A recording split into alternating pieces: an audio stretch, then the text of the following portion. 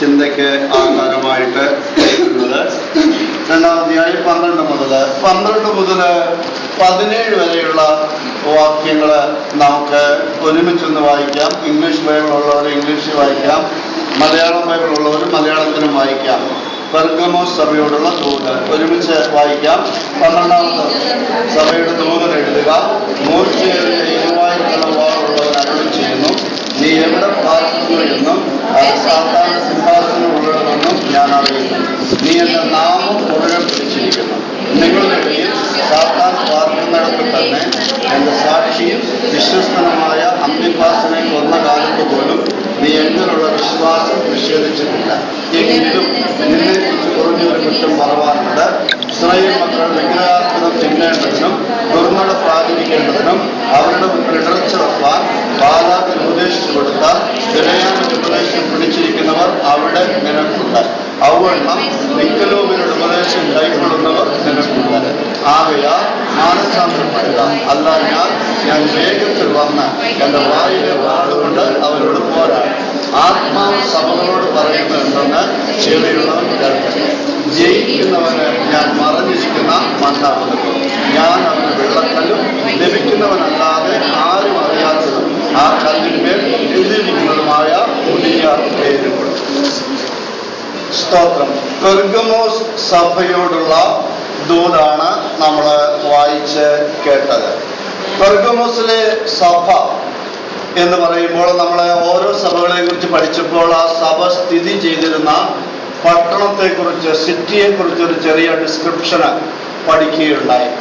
പെർഗമോസിനെ സംബന്ധിച്ചും ഒരു ചെറിയ ഡിസ്ക്രിപ്ഷന് നമ്മൾ മനസ്സിലാക്കുമ്പോൾ ഏഷ്യയുടെ വടക്ക് പടിഞ്ഞാറ് കോർണറിലായിട്ട് കടൽ തീരത്ത് നിന്ന് 15 മൈൽ ഉള്ളിലായി കെയ്ക്കസ് നദി, ആ നദിയുടെ തടത്തില് ഒരു കുന്നിന്റെ മുകളിൽ സ്ഥിതി ചെയ്തിരുന്ന ഒരു പട്ടണമാണ് പെർഗമോസ്. എഫസോസിനെ പോലെയോ സ്മുർണയെ പോലെയോ രാജകീയ പാത ആ പട്ടണത്തിലൂടെ ഇല്ലായിരുന്നു. രാജകീയ പാതയുള്ള പട്ടണങ്ങളാണ് കൂടുതലും വ്യവസായം, ബിസിനസ്സിന് വേണ്ടി കൂടുതൽ ഉപയോഗിക്കപ്പെട്ടത്. എന്നാൽ പെർഗമോസിലൂടെ രാജകീയ പാത ഇല്ലായിരുന്നു എന്നുള്ളത് കൊണ്ട് ഒരു ബിസിനസ് പട്ടണമായിരുന്നില്ല പെർഗമോസ്. എന്നാൽ സാംസ്കാരികമായി വളരെ ഉന്നത നിലവാരമുള്ള ഒരു പട്ടണമായിരുന്നു ഇത്.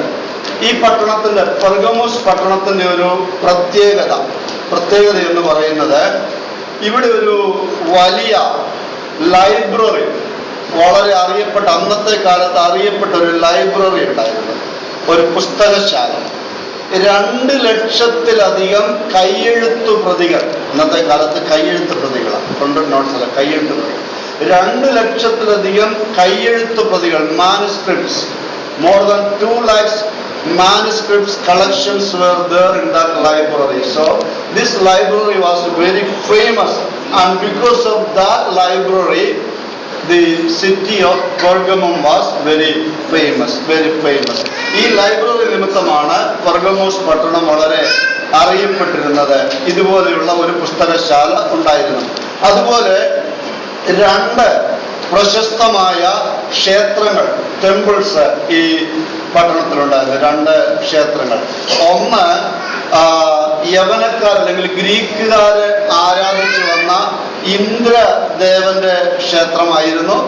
മറ്റൊന്ന് അഥേന ദേവിയുടെ ക്ഷേത്രമായിരുന്നു. ഇങ്ങനെ 2 പ്രധാനപ്പെട്ട പ്രതിഷ്ഠകൾ ഈ പെർഗമോസ് പട്ടണത്തിലുണ്ടായിരുന്നു. ഈ 2 ക്ഷേത്രങ്ങൾ നിമിത്തവും അതുപോലെ ഈ പ്രസിദ്ധമായ ലൈബ്രറി, പുസ്തകശാല നിമിത്തവും പെർഗമോസ് പട്ടണം വളരെ പുകഴ്പെറ്റതായിരുന്നു, അറിയപ്പെട്ടതായിരുന്നു എന്ന്. ഇനി നമ്മളിതിന്റെ ദൂത് വായിച്ച് വന്നപ്പോൾ നിങ്ങൾ ശ്രദ്ധിച്ചോ, ഈ സഭയോടുള്ള ദൂത് പറഞ്ഞെടുത്ത് 13ാമത്തെ വാക്യം, നീ എവിടെ പാർക്കുന്നു എന്നും അത് സാത്താന്റെ സിംഹാസനം ഉള്ളടമെന്നും ഞാൻ അറിയുന്നു. അപ്പം ദൈവാത്മാവ് പറയുക, ഈ സഭ വസിക്കുന്ന അല്ലെങ്കിൽ സഭയുള്ള സ്ഥലമായ പെർഗമോസ് പട്ടണം ആരുടെ സിംഹാസനം ഉള്ളടമാണ്? സാത്താന്റെ സിംഹാസനം ഉള്ളടമാണ് എന്ന് പറയുന്നു. ഈ നമ്മൾ പറഞ്ഞല്ലോ, ഈ പട്ടണത്തില് അപ്പോൺ എ ഹിൽ, ഈ കുന്നിൻ മുകളിലായിട്ട് ഈ ഫേമസ് ടെമ്പിൾസ്, വളരെ പ്രസിദ്ധമായ 2 ക്ഷേത്രങ്ങൾ ഉണ്ടായിരുന്നുവെന്ന്. 800 അടി ഉയരത്തിലാണ് ഈ ക്ഷേത്രങ്ങള് പണിയപ്പെട്ടിരിക്കുന്നത്.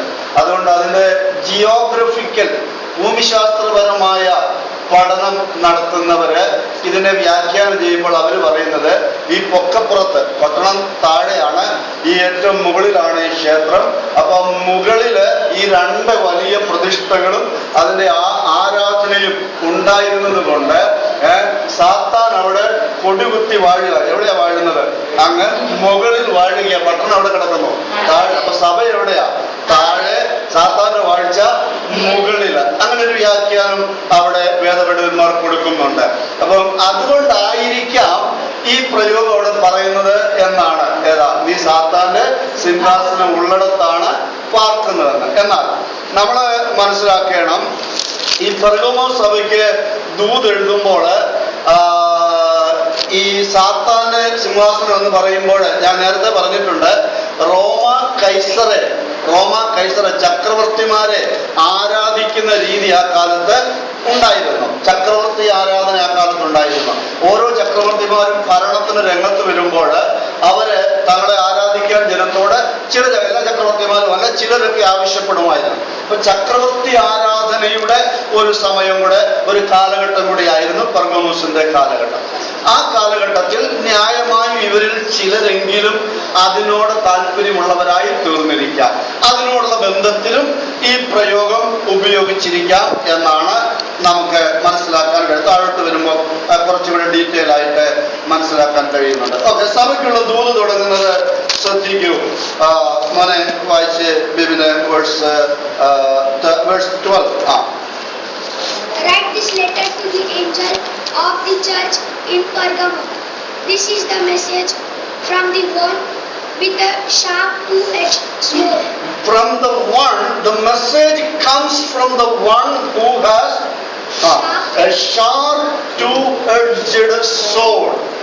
ദൂത് പറയുന്ന ആള്, ദൂത് പറയുന്ന ആരിൽ നിന്നാണ് ദൂത് വരുന്നത്? ആരിൽ നിന്നാണ് വരുന്നത്? ഇരുവായ്ത്തലയുള്ള വാള് ഉള്ളവനാണ് അരുളി ചെയ്യുന്നത്. ഇരുവായ്ത്തലയുള്ള വാളുള്ളവനാണ് അരുളി ചെയ്യുന്നത്. ഇപ്പൊ കർത്താവിന്റെ ഒരു അവകാശവാദം, ഒരു ക്ലെയിമുമായിട്ടാണ് ഈ സഭയ്ക്ക് ദൂത് തുടങ്ങുന്നത്.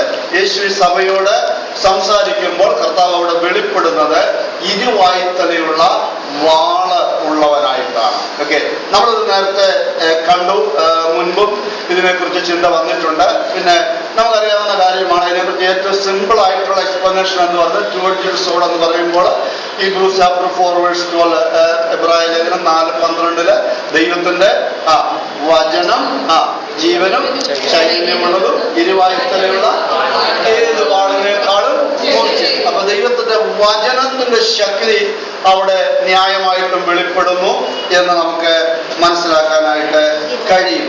ഇനിയും മറ്റൊരു കാര്യം നമ്മൾ അതിന്റെ ഹിസ്റ്റോറിക്കൽ ബാക്ക്ഗ്രൗണ്ട് ആയിട്ട് മനസ്സിലാക്കേണ്ടത്, ഈ റോമൻ ഭരണകാലത്ത് വാള് കൊണ്ട് നടക്കാൻ ഒരു റോമ പൗരന് അധികാരമുണ്ടായിരുന്നു. A Roman citizen, if he is a Roman citizen, he could carry a sword anywhere he goes. എവിടെ പോയാലും ഒരു വാളുമായിട്ട് നടക്കാൻ ആർക്ക് അധികാരം ഉണ്ടായിരുന്നു? റോമൻ പൗരന്, റോമൻ സിറ്റിസൺസിന് അധികാരമുണ്ട്. അപ്പൊ റോമൻ സിറ്റിസൺസ് പോകുമ്പോൾ ഈ വാളും കൊണ്ട് നടക്കുക മാത്രമല്ല, അവനെതിരെ ഒരു ആക്രമണം ഉണ്ടായാൽ, ആരെങ്കിലും അവനെ ശകാരിച്ചാൽ, അവനെതിരെ ദോഷം സംസാരിച്ചാൽ, ഈ വാളെടുത്ത് പ്രയോഗിക്കുന്നതിൽ, വെട്ടുന്നതിൽ, ഒരാളെ കൊല്ലുന്നതിൽ റോമ പൗരന് പ്രത്യേകിച്ച് ആരുടെ അനുവാദമൊന്നും വേണ്ട. It is licensed for it. അവൻ ആ വാളും കൊണ്ട് നടക്കുമ്പോൾ അതിനുള്ള ലൈസൻസ് ആവശ്യം വന്നാൽ ഒരാളെ കൊല്ലാനുള്ള ലൈസൻസും ഈ വാളും കൊണ്ട് നടക്കുന്ന ആൾക്ക് അക്കാലത്ത് ഉണ്ടായിരുന്നു. അപ്പൊ അങ്ങനെ ഒരു ഹിസ്റ്റോറിക്കൽ ബാക്ക്ഗ്രൗണ്ട് അവിടെയുണ്ട്. ഇങ്ങനെ പെർഗമോസിലെ റോമൻ ഭരണാധികാരിക്ക് അതിന്റെ മേളിലാകിയാൽ അതിനേക്കാളും വലിയ അധികാരമുണ്ട്. അപ്പൊ ഇവിടെ പറയുകയാണ്, നിങ്ങളുടെ പട്ടണത്തില്, നിങ്ങളുടെ ഇടയില് വാളും കൊണ്ട് നടക്കുന്ന ആളുകളുണ്ട്, ആ വാളും കൊണ്ട് മനുഷ്യനെ കൊല്ലാൻ അധികാരമുള്ളവരുണ്ട് എന്ന് പറയുക എന്നാണ് അതിന്റെ ഇന്റർപ്രിട്ടേഷൻ പോകുന്നത്. അങ്ങനെയുള്ളവരുണ്ട്.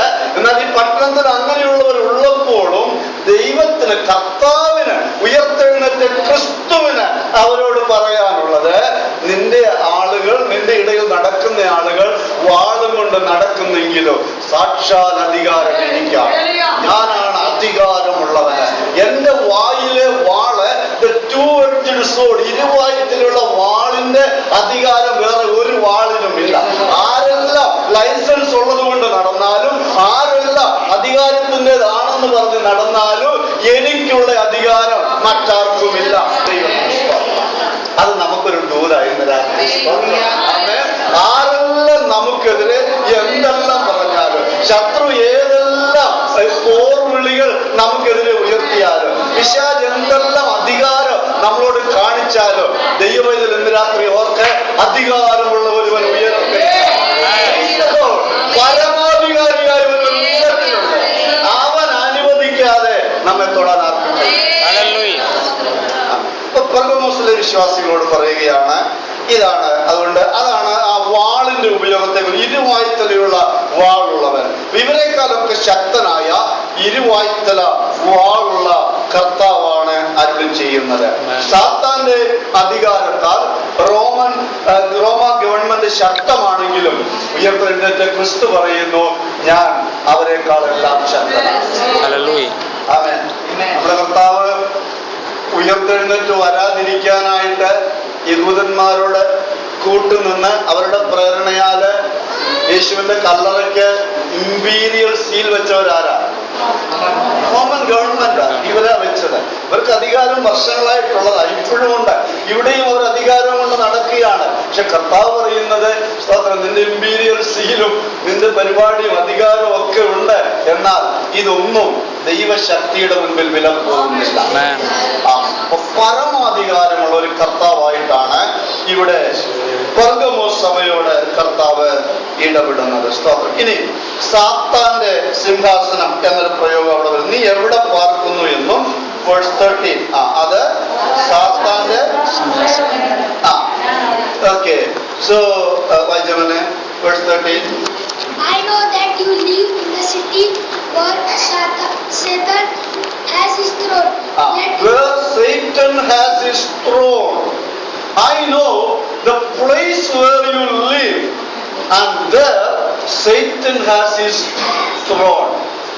Satan has his seat എന്നല്ല പറയുന്നത്, Satan has his സാത്താൻ ഇരിക്കുന്ന ഇടം എന്ന് അല്ല അവിടുത്തെ ശരിയായ പ്രയോഗം, ഇംഗ്ലീഷ് ഭാഷയുടെ പ്രയോഗം. അവിടുത്തെ പ്രയോഗം സാത്താന്റെ സിംഹാസനം, ത്രോൺ വെച്ചിരിക്കുന്നതാ. അപ്പൊ മനസ്സിലായല്ലോ, പിശാച് ഈ പട്ടണത്തില് സിംഹാസനം ഇട്ട് കൊടികുത്തി വാഴുകയാണ്. അങ്ങനെ ഒരു പട്ടണമാണ് ഏത് പട്ടണം? പെർഗമോസ്. ഓക്കെ. അപ്പം ഈ പെർഗമോസ് എന്ന വാക്കിന്റെ, ഈ പദത്തിന്റെ അർത്ഥം മലയാളത്തില് അതിന്റെ അർത്ഥം പറഞ്ഞാൽ സ്വൈരിണി എന്നാണ്. സ്വൈര്യം എന്ന് പറഞ്ഞാൽ, സ്വൈര്യം എന്ന് പറഞ്ഞാൽ നമുക്കറിയാലോ, എന്ന് പറഞ്ഞാൽ ഫ്രീ ആയിട്ട്, ലിബറൽ ആയിട്ട് ജീവിക്കുന്ന എന്ന ആശയമാണ് ഈ പെർഗമോസ് എന്ന ഈ പദത്തിന്റെ അർത്ഥം തന്നെ, ആ വാക്കിന്റെ അർത്ഥം തന്നെ. അപ്പൊ ഇതിൽ നിന്നൊരു കാര്യം നമുക്ക് മനസ്സിലാക്കാൻ കഴിയുന്നത്, ഈ പട്ടണത്തിൽ പാർക്കുന്ന ആളുകള് ഉയർത്തെഴുന്നേറ്റ് കർത്താവുമായുള്ള റിലേഷൻഷിപ്പില് അവർ കുറച്ച് അകന്നാണ് കഴിയുന്നത്. ആമേൻ. അവർ കുറച്ച് അകന്നാണ്. കർത്താവുമായിട്ട് പുലർത്തേണ്ട റിലേഷൻഷിപ്പ് ഇവർ എന്ത് ചെയ്യുന്നില്ല, പുലർത്തുന്നില്ല. ഈ പട്ടണത്തിന്റെ പശ്ചാത്തലവും ഇതിന്റെ ഈ ജിയോഗ്രഫിക്കലും അതുപോലെ ഈ ടെമ്പിൾസും സൈറ്റനിക് വർഷിപ്പും എല്ലാം കൂടെ ഒരുമിച്ച് കൂടി വരുന്ന ആ ആരാധനയുടെ അതിൽ നിന്ന് എന്തോ ചിലത് സഭയ്ക്കകത്ത് നുഴഞ്ഞ് കയറി വന്ന് അതിന്റെ ഒരു പിടി ഈ സഭയ്ക്കകത്ത് ഉണ്ട്. സാത്താൻ സിംഹാസനമിട്ട് വാഴുന്ന സ്ഥലമാണ്. നമ്മൾ പറഞ്ഞല്ലോ, ഇന്ദ്രന്റെയും അഥേന, ഇന്ദ്രദേവന്റെയും അഥേന ദേവിയുടെയും ദേവാലയമുള്ള സ്ഥലമാണ് ആ സ്ഥലം. അത് മാത്രമല്ല, കൈസരുടെ ആരാധന അവിടെ ഉണ്ടായിരുന്നു. മാത്രമല്ല, ഈ സഭയ്ക്ക് താഴോട്ട് വായിച്ചു വരുമ്പോൾ ഇവരെ കുറിച്ച് കുറ്റം പറയുമ്പോൾ രണ്ട് കാര്യം പറയുന്നുണ്ട്. ഒന്ന്,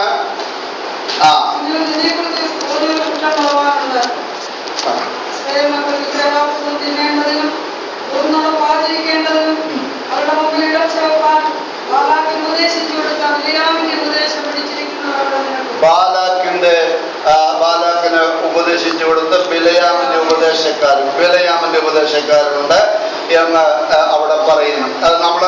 അത് മുമ്പ് പഠിച്ചിട്ടുള്ള കാര്യമാണ്. ഒരല്പം കൂടെ കഴിയുമ്പോൾ ഒരല്പം കൂടെ അതിനെക്കുറിച്ച് അടുത്ത ഭാഗത്തേക്ക് വരുന്നുണ്ട്. സിംഹാസനം എന്ന അപ്പൊ ഇതെല്ലാം ഇവിടെയുണ്ട്. സാത്താൻ സിംഹാസനം ഇട്ട് വാഴുന്നിടമാണ്.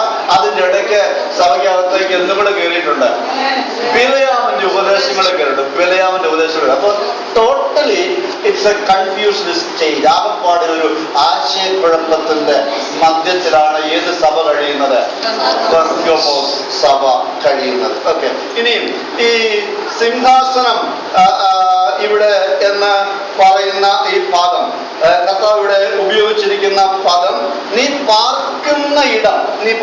അവന് ഒരു ഭാഗം ഇവിടെ പറയുന്നില്ലേ, ഇല്ലേ?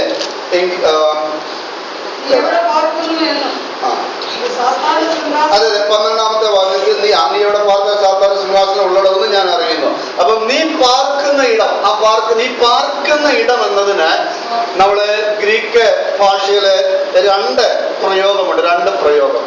ഒന്നാമത്തെ വാക്ക് ഗ്രീക്ക് ഭാഷയില് പാർക്കുന്ന ഇടം എന്നതിന് കാറ്റൈക്കൺ എന്നാണ്. കാറ്റൈക്കൺ, KATOIKEIN, കാറ്റൈക്കോൺ എന്ന പദമാണ് ഉപയോഗിച്ചിരിക്കുന്നത്. ഈ കാറ്റൈക്കോൺ എന്ന ഗ്രീക്ക് പദത്തിന്റെ അർത്ഥം എ പെർമനന്റ് സ്റ്റേ എന്നാണ്. പെർമനന്റ് പ്ലേസ് ടു സ്റ്റേ, സ്ഥിരവാസം എന്നാണ്. ഇനി ഈ പിൽഗ്രിംസ്, അതായത് സാധാരണ വിശ്വാസികളെ കുറിച്ച് പുതിയ നിയമത്തിൽ പറഞ്ഞിരിക്കുന്നിടത്തെല്ലാം ഉപയോഗിച്ചിരിക്കുന്ന ഒരു പദമാണ്. എന്താ ഉപയോഗിച്ചിരിക്കുന്നത്? പിൽഗ്രിംസ് എന്താ മലയാളത്തിൽ പറയുന്നത്? നമ്മളാരാ? പരദേശികൾ. ആരാണ്? പരദേശികൾ. പ്രവാസികളും പരദേശികളും എന്ന് ആവർത്തിച്ച് പത്രോസ് ലേഖനത്തിലെ, എബ്രായ ലേഖനത്തിലെ എല്ലാം പറയുന്നുണ്ട്. പ്രിയമുള്ളവരെ, പ്രവാസികളും പരദേശികളുമായ നിങ്ങളോട് എന്ന് പറയുന്നുണ്ട്.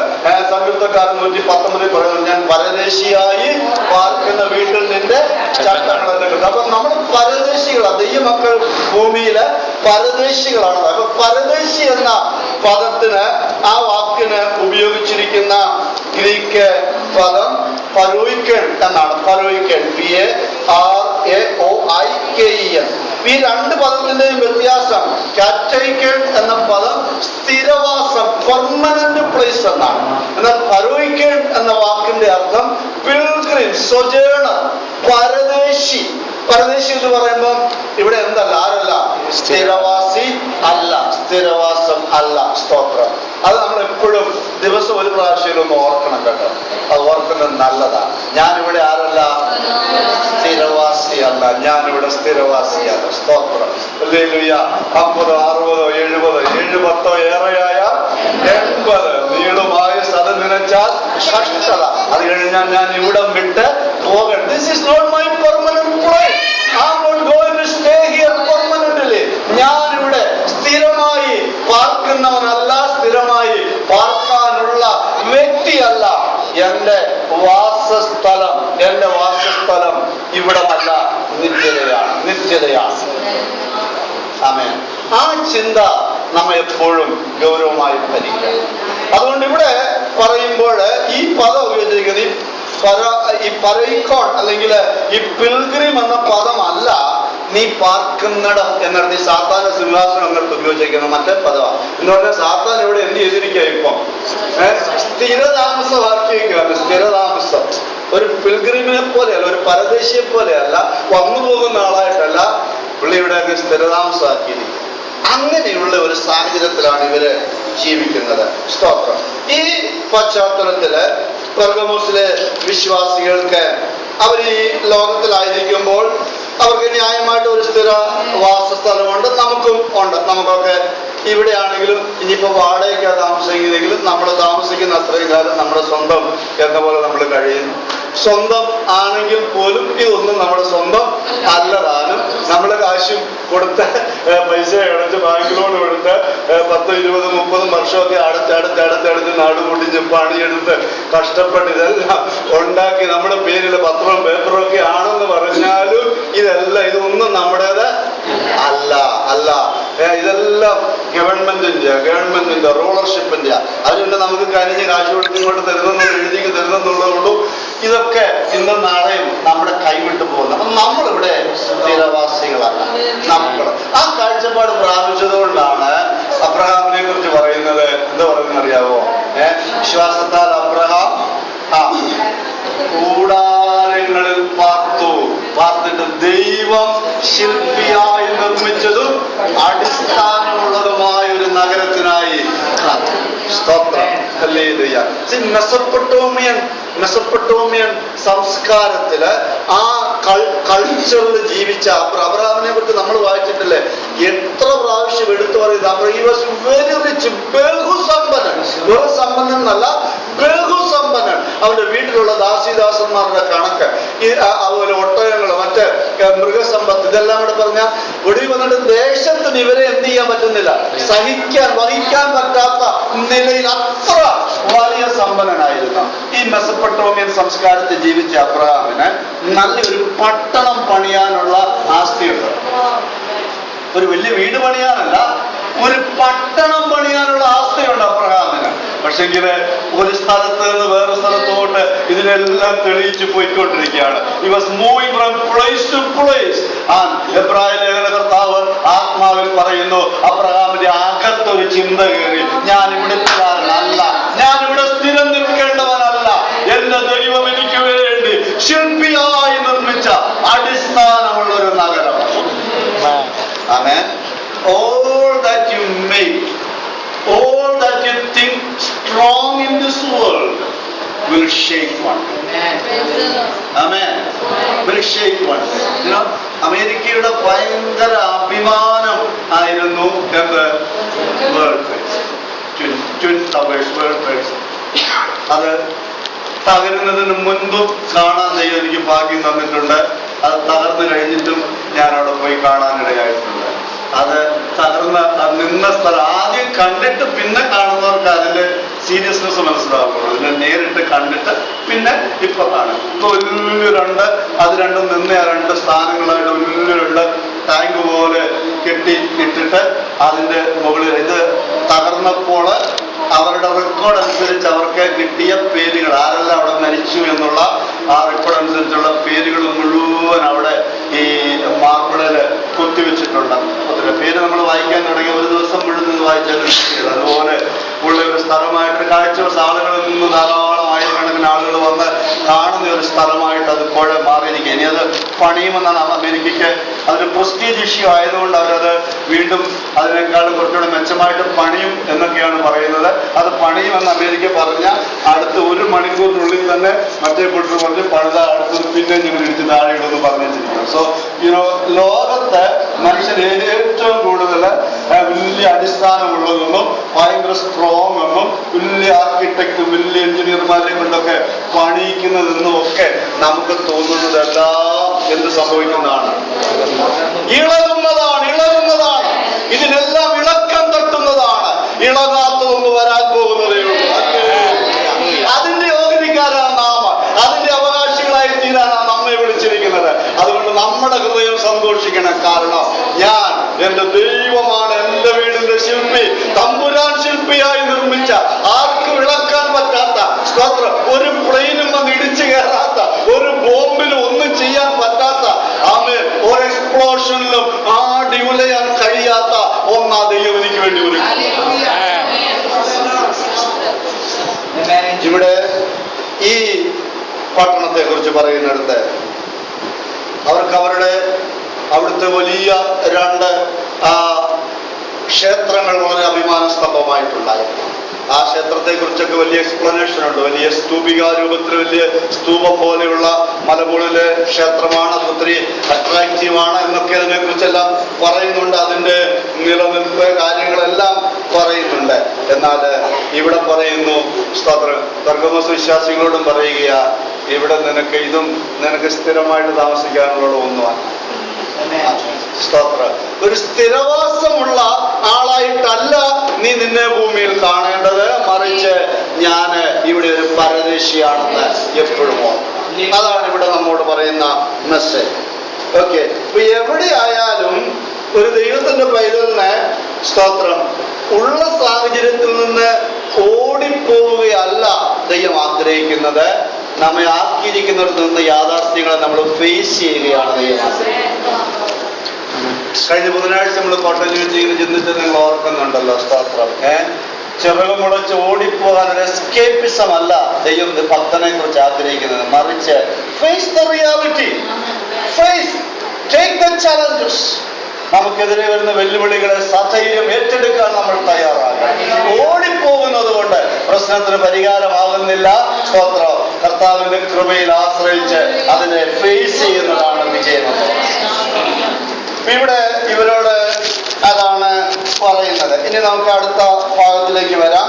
പെർഗമോസിലെ ഈ വിശ്വാസികൾ ഈ പ്രതികൂല സാഹചര്യത്തിൽ അവരെ അപ്രീഷിയേറ്റ് ചെയ്ത് ചില കാര്യം പറയുന്നുണ്ട്. പിന്നെ കുറ്റം പറയുന്നത് എന്താ? അപ്രീഷിയേറ്റ് ചെയ്ത് പറയുന്നത്, നീ എവിടെ പാർക്കുന്നു? സാധാരണ സിംഹാസനം ഉള്ളടമെന്ന് ഞാൻ അറിയുന്നു. നീ എന്റെ നാമം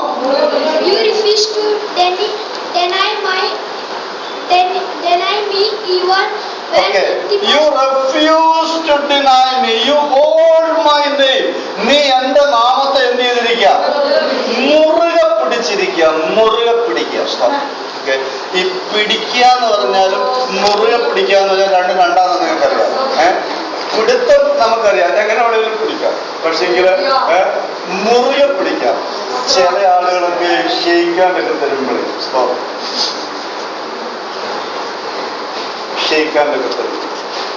തരാൻ വേണ്ടി കല്യാന്മാർക്ക് ഇവിടെ ബോംബെയിലെ ആരുടെ കാര്യമല്ല പറയുന്നത്, ഞാൻ നാട്ടിൽ നിന്ന് വന്ന ആളാണ്, നാട്ടിലെ കാര്യമൊക്കെ. അപ്പൊ ക്ഷയിക്കാൻ വരുമ്പോ തരാൻ വേണ്ടി തരുന്നവരുണ്ട്. അതെങ്ങനെ തരാൻ വേണ്ടി തരുന്നത്? എങ്ങനെയാ? പിടിച്ചു തന്നൂന്നുമായി, എന്നാലും ഇങ്ങനെ വല്ലാതെ ഒരു അറ്റത്ത് കൊണ്ടുവന്ന് ഇങ്ങനെ ഒരു ടേബിൾ ഇങ്ങനെ ടേബിൾ. ചില ആളുകൾ ക്ഷയിക്കാണ്ട് വരുമ്പോ എങ്ങനെയാ സജി എപ്പോഴും അങ്ങനെ കേട്ടോ. അതുകൊണ്ട് എങ്ങനെ അല്ല, ഒരു പിടി പിടിച്ചാൽ അറിയാമല്ലോ. മുറുകെ പിടിക്കുക എന്ന് പറയുന്നതിന് ഒരു അർത്ഥം, നമുക്ക് മനസ്സിലാകുന്ന ഭാഷ പറഞ്ഞെങ്കിലും കർത്താവിന് അതിനകത്തൊരു അർത്ഥമുണ്ട്. ഈ ബൈബിളിൽ ഒരു കാര്യമല്ല മുറുകെ പിടിക്കാൻ പറഞ്ഞിരിക്കുന്നത്. പുതിയ നിയമത്തിൽ തന്നെ കുറഞ്ഞത് 6 കാര്യം മുറുകെ പിടിക്കാൻ നമ്മളോട് പറയുന്നുണ്ട്. 6 കാര്യം പെട്ടെന്ന് പറയാം. ഓക്കെ. എഴുതാൻ നിൽക്കേണ്ട വാക്യം മാത്രം എഴുതിയാൽ മതി, പിന്നെ ബാക്കി നിങ്ങൾക്ക് കിട്ടും. ഓക്കെ. ഒന്നാമത് മുറുകെ പിടിക്കേണ്ടത് ഇവിടെ 2:13 യേശുവിന്റെ നാമം. ഓക്കെ. 2:13. 2 മുറുകെ പിടിക്കേണ്ടത് 3:11 2:25 3:11 2:25 3:11. അവിടെ ഹോൾഡ് ഫാസ്റ്റ് യുവർ ക്രൗൺ. നിന്റെ കിരീടം ആരും എടുക്കാതിരിക്കാൻ എന്ത് ചെയ്യണം? ആദ്യം മുറുകെ പിടിച്ചു കൊള്ളണം. കിരീടത്തെ മുറുകെ എന്ന് പറഞ്ഞാൽ നമുക്ക് തമ്പുരാൻ വെച്ചിരിക്കുന്ന കിരീടം മറ്റൊരാൾക്ക്, നമ്മുടെ അവിശ്വസം മറ്റൊരാൾക്ക് ആയി പോകരുത്. നിന്റെ കിരീടത്തെ നീ മുറുകെ പിടിക്കണം. മൂന്നാമത്തേത് Hebrews chapter 3 verse 14. എബ്രായർ 3:14. Hold fast your faith. വിശ്വാസം എന്ന് പറഞ്ഞാൽ ആദ്യ വിശ്വാസം അവസാനത്തോളം മുറുകെ പിടിക്കുക. അപ്പൊ വിശ്വാസത്തെ മുറുകെ പിടിക്കണം. നാലാമത്തേത് എബ്രായർ 3:6 Hebrews 3:6. അവിടെ പ്രത്യാശയുടെ ധൈര്യവും പ്രശംസയും അവസാനത്തോളം മുറുകെ പിടിക്കണം. പ്രത്യാശയുടെ ധൈര്യം, പ്രശംസ മുറുകെ പിടിക്കണം. അഞ്ചാമത്തേത് എബ്രായർ 10:23 Hebrews 10:23 10:23.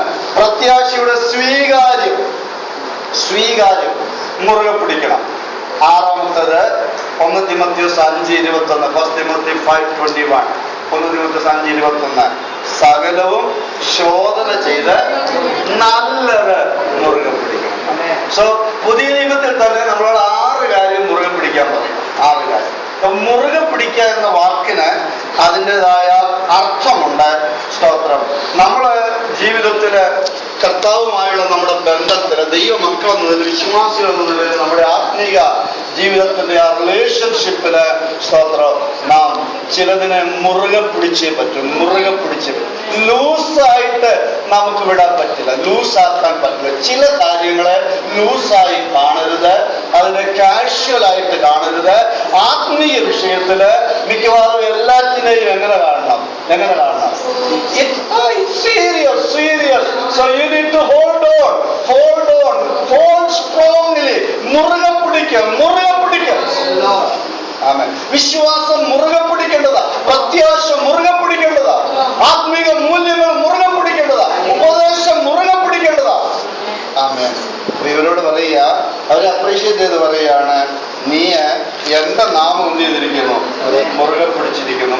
സാധാരണ സിംഹാസനം ഉള്ളിടത്ത് പാർക്കുമ്പോഴും ഇവരെ അപ്രീഷിയേറ്റ് ചെയ്യേണ്ട ഒരു കാര്യം, the hold on the name of യേശുവിന്റെ നാമത്തെ അവർ എന്ത് ചെയ്തിരിക്കുന്നു? യേശുവിന്റെ നാമത്തെ മുറുകെ പിടിച്ചാൽ ഏത് പിശാചിന്റെ കൂട്ടി ചെന്നാലും ഒരു കുഴപ്പമില്ല. ഒരു കുഴപ്പമില്ല. ഒരിക്കലൊരു സഹോദരിക്ക് ഈവൻ പൊസസ്ഡ് ആയിരുന്ന പിശാചിന് വല്ലാതെ ഇളകി ഒത്തിരി പേര് ഒരു ഫാസ്റ്റിംഗ് പ്രയറാണ്. ആരെല്ലാം കൺട്രോൾ ചെയ്യാൻ നോക്കിയിട്ടും കൺട്രോൾ ചെയ്യാൻ പറ്റുന്നില്ല. വലിയ പ്രശ്നം. സഭയിലെ പാസ്റ്റർ നോക്കി, അവസാന മൂപ്പന്മാരെല്ലാവരും കൂടെ നോക്കി, സഭ മൊത്തം നോക്കി, എന്നിട്ടൊന്നും ഇതിനെ കൺട്രോൾ ചെയ്യാൻ പറ്റില്ല. ആകപ്പാടെ ഭയങ്കര ഇളകി മറിഞ്ഞ് വേണമുണ്ട്. അപ്പൊ ഗസ്റ്റായിട്ട് വന്ന ആള് അദ്ദേഹം നോക്കി ഒരു വിധത്തിൽ ഒക്കുന്നു. അപ്പൊ ഒരാൾ പറഞ്ഞു, ഇന്നയാൾ എന്നെ കുറച്ച് സീനിയർ ആയിട്ടുള്ള ഇന്നൊരാൾ, അദ്ദേഹം നമ്മുടെ ഇന്ന പോസ്റ്റിലിരിക്കുന്ന ആളല്ലേ, ഒന്ന് വന്ന് പ്രാർത്ഥിച്ചിട്ട് അടുത്തല്ലേ എന്ന് വിളിച്ചോണ്ട്. അപ്പൊ പോയി അദ്ദേഹത്തെ വിളിച്ചോണ്ട് വന്ന് അദ്ദേഹം ആ പാടെ ഒരു പരിപാടിയൊക്കെ നടത്തി എല്ലാം നടത്തിയിട്ട് പിശാചിനോട് പറഞ്ഞു, നീ പോകുന്നു. പിശാചിനോട് ഞാൻ പോകത്തില്ല. പിന്നെ ചോദിച്ചു, നീ പോകത്തില്ലല്ലേ? ഇല്ല, പോകും. എന്നോട് ഞാനാ പറയുന്നത് പോയേ പറ്റുള്ളൂ. അദ്ദേഹം പിശാചൻ, നിങ്ങൾ എന്നാ പറഞ്ഞാലും ഞാൻ പോകത്തില്ല. എന്നെ പുള്ളി പറഞ്ഞു, നീ പോകത്തില്ല, നീ ഞാൻ എന്റെ പാട്ടിന് പോകാം. കുഴപ്പമെന്നാ?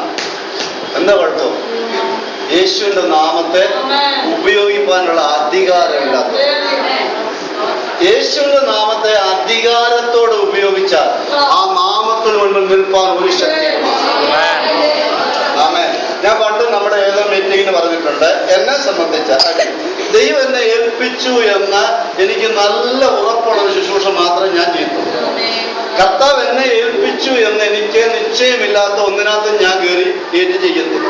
പിശാചിനെ ഇറക്കാനൊന്നും എനിക്ക് ഇതുവരെ പ്രത്യേകിച്ച് കൃപയൊന്നും ലഭിച്ചിട്ടില്ല, ഉണ്ടെന്ന് എനിക്ക് തോന്നുന്നില്ല. ഞാൻ എങ്ങും പോയി ഇറക്കിയിട്ടില്ല പ്രൊഫഷണലായിട്ട്. സ്തോത്രം. എന്നാൽ ഈ ഒറീസയിൽ പോകുമ്പോൾ നമുക്ക് പോകണം. സജി ബിജു അല്ല സാഹചര്യം ഒരുക്കണം കേട്ടോ. ഒറീസ ഇടയ്ക്കിടയ്ക്ക് ഓർപ്പിക്കുകയാണ്, ഭാഷയിലൊക്കെ മാറ്റി വെച്ചോണം. സ്തോത്രം. പോകാൻ വേണ്ടി. അപ്പൊ ഈ ഒറീസയിലൊക്കെ പോയി ഗ്രാമത്തിലൊക്കെ പ്രവർത്തിക്കുമ്പോൾ കണ്ണിന്റെ മുന്നിൽ കാണുന്നുണ്ട്. കണ്ണിന്റെ മുന്നിൽ. സ്തോത്രം. അതെന്നാന്ന് ഞാൻ ചോദിച്ചാല് നമ്മുടെ ആളുകളെ പോലെയല്ല ആ പാവങ്ങൾ. നമ്മുടെ ആളുകളെ ഒരുമിച്ച് പ്രാർത്ഥിക്കാൻ പോകുന്നുണ്ടോ, ഇല്ല ഇറങ്ങുന്നുണ്ടോ, എങ്ങനെയാണ് ഇവരുടെ പ്രാർത്ഥന? ഇതാ നമ്മുടെ പരിപാടി. എന്നാൽ അവരെ സംബന്ധിച്ച് അങ്ങനെ ഒരു നോട്ടമൊന്നും ഇല്ല. അതുങ്ങള് 100% വിശ്വസിക്കാം. യേശു രക്ഷിക്കും എന്ന് പറഞ്ഞാൽ കരഞ്ഞോണ്ട് ഓടി മുന്നേ വന്നങ്ങ് വീഴുന്നു. അത്രയും മതി അവർക്ക്. അവിടെ എത്ര രോഗസൗഖ്യം നടക്കുന്നത്. ഒരു പിശാചിനോട് ഒന്നും പറഞ്ഞിട്ടല്ല. പ്രാർത്ഥിക്കുമ്പോൾ ചിലപ്പോൾ ഏതെങ്കിൽ തുള്ളി ചാടി മറിഞ്ഞ് കാലിന്റെ ചോട്ടി വന്ന് വീഴുകയാണ്.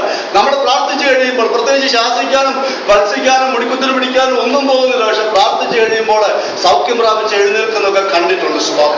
ഞാൻ പറഞ്ഞത് യേശുവിന്റെ നാമത്തിലൊരു ശക്തിയുണ്ട്. യേശുവിന്റെ നാമത്തിലൊരു ശക്തി. ആ നാമത്തെ ഉപയോഗിക്കേണ്ട വണ്ണം ഉപയോഗിച്ചാൽ, ആ നാമത്തോട് ഞാൻ ഫെയ്ത്ത്ഫുൾ ആണെങ്കിൽ, വിശ്വസ്തനാണെങ്കിൽ, അത് ഞാൻ ഉപയോഗിച്ചാൽ എനിക്ക് വേണ്ടി എന്ന് യേശു ഇറങ്ങി വന്നപ്പോൾ യേശുവിന്റെ നാമത്തിന്റെ ശക്തി എന്ന് പറയാണ്. അപ്പൊ ഇവരോട് പറയാണ്, നീ സാത്താന്റെ ഇടയ്ക്കാ പാർക്കുന്നത്, പക്ഷെങ്കിൽ I appreciate you because you hold on the name of Jesus. നീ സാത്താന്റെ സിംഹാസനങ്ങളോട് പാർത്താലും നീ എന്റെ നാമത്തെ മുറുകെ പിടിച്ചിരിക്കുന്നു. ഓക്കെ. ഇനി നിങ്ങളുടെ ഇടയിൽ സാത്താൻ പാർക്കുന്നിടത്ത് തന്നെ എന്റെ സാക്ഷിയും വിശ്വസ്തനുമായ അന്തിപ്പാസിനെ കൊന്ന കാലത്ത് പോലും നീ എങ്കിലുള്ള വിശ്വാസം നിഷേധിച്ചിട്ടില്ല. അപ്പൊ സാത്താന്റെ സിംഹാസനം ഇരിക്കുന്നിടത്ത് തന്നെ വിശ്വസ്തനായി നിന്ന് രക്തസാക്ഷിയായി മരിച്ച ഒരാളുടെ പേരാണ് ഇവിടെ പറയുന്നത്. പുതിയ നിയമത്തിൽ വേറെ എങ്ങും ഇദ്ദേഹത്തിന്റെ കാര്യം പറയുന്നില്ല. ഈ ഒരു ഭാഗത്ത് മാത്രമേ ഈ ഒരു പേര് ഉപയോഗിച്ചിട്ടുള്ളൂ. ഇദ്ദേഹത്തെ കുറിച്ച് നമുക്ക് വേറെ ഒരു ഡീറ്റെയിലും ഇല്ല. ഒരപ്പോസ്തലന്മാരും വേറെ എങ്ങും ഇദ്ദേഹത്തെ കുറിച്ച് പറഞ്ഞിട്ടില്ല. അതുകൊണ്ട് അന്തിപ്പാസ് ആരായിരുന്നെന്നോ അദ്ദേഹത്തിന്റെ ഡീറ്റെയിൽ എന്താണ്, എങ്ങനെയാണ് രക്തസാക്ഷിയായി മരിച്ചത്, ഇങ്ങനെയുള്ള ഡീറ്റെയിൽ ഒന്നും നമുക്കില്ല, ഒന്നുമില്ല. എന്നാൽ വചനം പറയുന്നു, കർത്താവ് പറയുന്നു, അവൻ എന്റെ വിശ്വസ്ത സാക്ഷിയായി. ആമേൻ. സാത്താൻ കൊടികുത്തി വാഴുന്നിടത്തും വിശ്വസ്ത സാക്ഷിയായി നിൽക്കും. നിൽക്കുന്ന ഒരു Antipas. Amen. Praise the Lord. ഈ അന്തിപ്പാസിനെ കുറിച്ച് ഞാൻ പറഞ്ഞതിൽ കൂടുതൽ നമുക്ക് അറിവില്ലെങ്കിലും തെർത്തുല്യൻ എന്ന സഭാപിതാവ്, the church father called Tertullian, അദ്ദേഹത്തിന്റെ എഴുത്തുകളിൽ നിന്ന് പറയുന്നത് ആ കാലത്ത് സുവിശേഷത്തിനു വേണ്ടി ജീവൻ നൽകിയവരില് ഒരു പ്രധാന രക്തസാക്ഷി മരണം വരിച്ച ആളായിരുന്നു അന്തിപ്പാസ്. അന്തിപ്പാസിനെ കൊന്ന വിധം അദ്ദേഹം തെർത്തുല്യന്റെ എഴുത്തുകളിൽ പറയുന്നത് താമ്രം കൊണ്ട് പിത്തള കൊണ്ട് ഒരു കാളയെ ഉണ്ടാക്കി. അതവർ നേരത്തെ റോമ ഗവൺമെന്റിന്റെ ശിക്ഷണ മുറകളിൽ ഒന്നാണ്. പിത്തള കൊണ്ട് കാളയെ ഉണ്ടാക്കിയിട്ട് ഈ കാളയുടെ മുകൾ ഭാഗം, കാള എന്ന് പറയുമ്പോൾ ഷേപ്പ് നിങ്ങൾക്ക് മനസ്സിലാവുമല്ലോ, ഒരു കാള, അതിന് ബ്രോൺസ് കൊണ്ട് ഉണ്ടാക്കിയ ഒരു കാള, പിത്തള കൊണ്ട് ഉണ്ടാക്കിയ ഒരു വലിയ കാള. ആ കാളയുടെ മുകൾ ഭാഗം, അതിന്റെ ടോപ്പ് മുകൾ ഭാഗം ഒരു അടപ്പ് പോലെയാണ്. അടപ്പ് ഇറ്റ്സ് ലൈക്ക് ഒരു കവറിങ് ആണ്. ആ കവറിങ് ഇങ്ങ് എടുത്തു മാറ്റാം. കാളയുടെ രൂപം എന്ന് പറഞ്ഞാൽ വലിയ ഹ്യൂജാ, വലിയ രൂപ. നമ്മുടെ ഇവിടെ റോഡിൽ കൂടെ നടക്കുന്ന കാള പോലെ അല്ല, 3-4 കാള കൂടുന്ന വലുപ്പത്തിലാണ് ഉണ്ടാക്കി വെച്ചേക്കുന്നത്. എന്നിട്ട് അതിന്റെ മുകൾ ഭാഗം മൂടിയാണ്, അതിനെ ഇങ്ങനെ കവർ ചെയ്യാം. എടുത്തിങ്ങോട്ട് വെച്ചാൽ ഒറിജിനൽ കാളയായിട്ട് തോന്നും. പൊക്കി ഇങ്ങോട്ട് അടപ്പ് കൊണ്ട് എടുത്തു മാറ്റുമ്പോൾ കാളയുടെ മുകൾ ഭാഗം ചെത്തി വെച്ച പോലെ തോന്നും. പക്ഷെ ഇതിന്റെ അകം എന്ന് പറയുന്നത് ശൂന്യമാണ് എന്ന് പറഞ്ഞാൽ പൊള്ളയായിട്ട്. പിന്നെ ഇവര് ചെയ്യുന്നത് എന്താണെന്നറിയാമോ? ഇതിന്റെ അകത്ത്, ഈ പൊള്ളയായ ഭാഗത്ത് വലിയ വിസ്താരമാണ്. അതിനകത്ത് എണ്ണ ഒഴിച്ച് ആ എണ്ണ ഇതിന്റെ അടിയിൽ തീ കൊടുത്ത് തിളപ്പിച്ചിട്ട് വിശ്വാസത്തിന് വേണ്ടി ബലിയാടാകാൻ തയ്യാറാകുന്ന വിശ്വാസികളെ എടുത്ത് ഈ തിളച്ച എണ്ണയ്ക്കകത്തേക്ക് ഇട്ടിട്ട് ഈ മൂടി കൊണ്ടങ്ങ് മൂടി. തെർത്തുല്യൻ എഴുതിയേക്കുന്നത് അന്തിപ്പാസ് ഒരു വിശ്വസ്ത സാക്ഷിയായി മരിച്ചത് ഇതുപോലെ ഈ കാളയുടെ അതുപോലെ ഉണ്ടാക്കിയ ആ ബിംബത്തിന്റെ അകത്ത് തിളച്ച എണ്ണയിൽ കിടന്ന് മരിച്ചു എന്നാണ് എഴുതിയത്. അപ്പൊ അവിടെ ഉയർത്തെഴുന്നേറ്റ കർത്താവ് അപ്രീഷിയേറ്റ് ചെയ്യുകയാണ്. സാത്താന്റെ സിംഹാസനം ഉള്ളിടത്ത്, ഇത്രയും പ്രയാസമുള്ളിടത്ത് എന്റെ വിശ്വസ്ത സാക്ഷിയായ അന്തിപ്പാസ് വിശ്വസ്ത സാക്ഷിയായ അന്തിപ്പാസ്. നമ്മുടെ കർത്താവിനെ കുറിച്ച് മുമ്പ് എഫെസോസ് സഭ, സ്മിർന സഭ, അതുപോലെ 1-ാം അധ്യായത്തില് കർത്താവിന്റെ മഹിമകളെ വർണ്ണിക്കുന്ന ഭാവം വന്നപ്പോൾ വിശ്വസ്ത സാക്ഷിയും മരിച്ചവരിൽ നിന്ന് ആദിജാതനും ഭൂരാജാക്കന്മാർക്ക് അധിപതിയും എന്നൊക്കെ പറഞ്ഞ് കർത്താവിന്റെ ടൈറ്റിൽസ് പറയുക. അപ്പൊ വിശ്വസ്ത സാക്ഷി എന്നുള്ള ആ ടൈറ്റിൽ, ആ പേര് ആർക്ക് മാത്രമുള്ളതാ? കർത്താവിന് മാത്രമുള്ള പേരാണ്. വിശ്വസ്ത സാക്ഷി എന്നത് കർത്താവിന് മാത്രമുള്ളതാണ്. പക്ഷെങ്കിൽ ഈ വിശ്വസ്ത സാക്ഷി എന്ന യേശുവിന് മാത്രമുള്ള ഈ പേര്, സ്തോത്രം, ഹല്ലേലൂയ, വിശ്വസ്തനായി മരിക്കാൻ തയ്യാറായ അന്തിപ്പാസിന് കർത്താവ് കൊടുത്തു. ആമേൻ, ആമേൻ. നീ എനിക്ക് വേണ്ടി വിശ്വസ്തനായി നിൽക്കാൻ തയ്യാറായതിനാൽ അന്തിപ്പാസേ, നിന്നെ ഒരു ഫെയ്ത്ത്ഫുൾ വിറ്റ്നസ്, വിശ്വസ്ത സാക്ഷി എന്ന് വിളിക്കുന്നതിൽ എനിക്ക് അഭിമാനം. ആമേൻ. Praise the lord. ദൈവത്തിന്റെ പൈതലേ, ഞാനും നിങ്ങളും കർത്താവിന്റെ സന്നിധിയിൽ വിശ്വസ്തരായി നിന്നു. അതുകൊണ്ട് പുതിയ നിയമത്തിൽ ആവർത്തിച്ച് താലന്തുകളുടെ ഉപമ പറയുന്നിടത്ത്, മറ്റ് പല ഉപമ പറയുന്നിടത്തെല്ലാം കർത്താവ് അതുപോലെ സഭകൾക്ക് ദൂതരുത്, മരണപര്യന്തം വിശ്വസ്തനായിരുന്നാൽ എന്നാ പറയുന്നത്. താലന്തുകളുടെ ഉപമ പറയുന്നത്, നീ അല്പത്തിൽ വിശ്വസ്തനായിരുന്നു, ഞാൻ നിന്നെ അധികത്തിന്. That is the requirement from us. നമ്മോട് ആവശ്യപ്പെടുന്ന അതാണ്. Whatever you have. നമുക്ക്, ഞാൻ മുമ്പും പറഞ്ഞിട്ടുണ്ട്, നമ്മള് വലിയ ആളുകളാകണമെന്നല്ല, വലിയ ആളുകളുടെ ലിസ്റ്റിൽ നമ്മുടെ പേര് വരണമെന്നല്ല, നമ്മുടെ ഫോട്ടോ എല്ലാ പത്രത്തിലും വരണമെന്നല്ല. നോ, ഇതൊന്നും വേണ്ട. സ്തോത്രം. കർത്താവ് കരയാനും പ്രാർത്ഥിക്കാനും ഒരു കൃപ തന്നിട്ടുണ്ടെങ്കിൽ അതിൽ നീ വിശ്വസ്തനായ, വിശ്വസ്തത പുലർത്തിയാൽ യേശു തന്റെ ടൈറ്റിൽ ഇങ്ങോട്ട് തരിക, കർത്താവ് തന്റെ സ്ഥാനപ്പേര് ഇങ്ങോട്ട് തരിക. വിശ്വസ്ത സാക്ഷി എന്നുള്ള തന്റെ സ്ഥാനപ്പേര് എനിക്ക് നിങ്ങൾക്ക് കർത്താവ് തരിക. അതാണ് ഇവിടെ അന്തിപ്പാസ്. ആമേൻ. അവൻ വിശ്വസ്ത സാക്ഷിയായി നിന്നു. താൻ നിമിത്തം കർത്താവിന്റെ ആ സ്ഥാനപ്പേര് തന്നെ അവന് ലഭിക്കാൻ ഇടയായി തീർന്നു. തെർത്തുല്യന്റെ എഴുത്തിൽ ഒരു കാര്യം കൂടെ പറയുന്നുണ്ട്. സ്തോത്രം. അവിടെ പറയുന്നത് തെർത്തുല്യന് പിടിച്ച് കൊല്ലാനായിട്ട് കൊണ്ടുവന്ന ഈ കാളയുടെ ഇതിന്റെ ഈ തൊട്ടിക്കകത്ത് നിറയെ എണ്ണ ഒഴിച്ച് തിളപ്പിച്ചുകൊണ്ട് ഇരിക്കുമ്പോൾ ചക്രവർത്തിയുടെ മെസ്സഞ്ചർ, അവിടുത്തെ അതിന്റെ ചുമതല വഹിക്കുന്ന കമാൻഡറോ മറ്റോ ആയിരിക്കാം, അദ്ദേഹം പറഞ്ഞ് Tertullian want to tell you the whole world is against you. Tertullian, മുഴു ലോകവും നിങ്ങൾക്കെതിരാണെന്ന് ഞാൻ പറയുന്നു എന്ന് പറഞ്ഞു. ഉടനെ ഈ തിളയ്ക്കുന്ന എണ്ണ കണ്ട് ഈ പറഞ്ഞ പടയാളിയുടെ അല്ലെങ്കിൽ ആ കമാൻഡറുടെ മുഖത്ത് നോക്കിക്കൊണ്ട് തെർത്തുല്യൻ പറഞ്ഞു, yes, your majesty, I know that, but you do not know one thing. I and my Jesus together, we are majority. Praise the Lord. Praise the Lord. താങ്കൾക്ക് അതിന്റെ രഹസ്യം മനസ്സിലായില്ല തിരുമനസ്സേ. നിങ്ങൾ മുഴു ലോകവും എനിക്കെതിരാണ്, എന്നാൽ ഞാനും എന്റെ യേശുവും ചേരുമ്പോൾ ഭൂരിപക്ഷം ഞങ്ങൾക്കാണ്. ആമേൻ, ആമേൻ. മുഴു ലോകവും എനിക്കും നിങ്ങൾക്കും എതിരായി വരുമ്പോൾ, സകലതും തല കീഴായി വരുമ്പോൾ, മാറി മറിഞ്ഞു വരുമ്പോൾ, പ്രതീക്ഷയ്ക്കെല്ലാം അപ്പുറമായി കാര്യങ്ങൾ സംഭവിക്കുമ്പോൾ, ആത്മീയൻ ഓർക്ക്, നീ കർത്താവിന്റെ കൂടെയാണെങ്കിൽ ഭൂരിപക്ഷം ആമേൻ. Lord is for you. ആമേൻ. നമ്മോടൊപ്പം കർത്താവ് തന്റെ മെജോറിറ്റി, ഞാനും കർത്താവ് തന്നെയാണെങ്കിൽ അത് മതി. ആമേൻ. ഹല്ലേലൂയ. യേശുക്രിസ്തു അതുകൊണ്ടാണ് അന്തിപ്പാസിനെ വിളിക്കുന്നത് സ്തോത്രം, വിശ്വസ്ത സാക്ഷി. ഇനി പെർഗമോൻ സഭയുടെ കുറവുകൾ കർത്താവ് ചൂണ്ടിക്കാണിക്കുകയാണ്. കുറവുകൾ, ആ കുറവുകളില് സ്തോത്രം എന്താ പറയുന്നത്? But I have a few complaints against you. You tolerate some among you whose teaching is like that of Balaam, who showed Balak how to trip up the people of Israel. Okay. He taught them to sin by eating food offered to idols and by committing sexual sin. Okay, thank you. That's enough. രണ്ട് പ്രധാന സംഗതികളാണ് ഇവിടെ പറയുന്നത്. ഈ Pergamos സഭയുടെ കുറ്റം. ഇത്രയും കാര്യങ്ങൾ അവർ appreciate ചെയ്ത് പറഞ്ഞു. അവർ കർത്താവിന്റെ നാമം നിഷേധിക്കാതിരുന്നതും വിശ്വാസം നിഷേധിക്കാതിരുന്നതും ഒക്കെ പറഞ്ഞിട്ട് 13-ാമത്തെ വാക്യത്തിൽ പറയുന്നു, എങ്കിലും നിന്നെക്കുറിച്ച് കുറഞ്ഞൊരു കുറ്റം പറവാനുണ്ട്.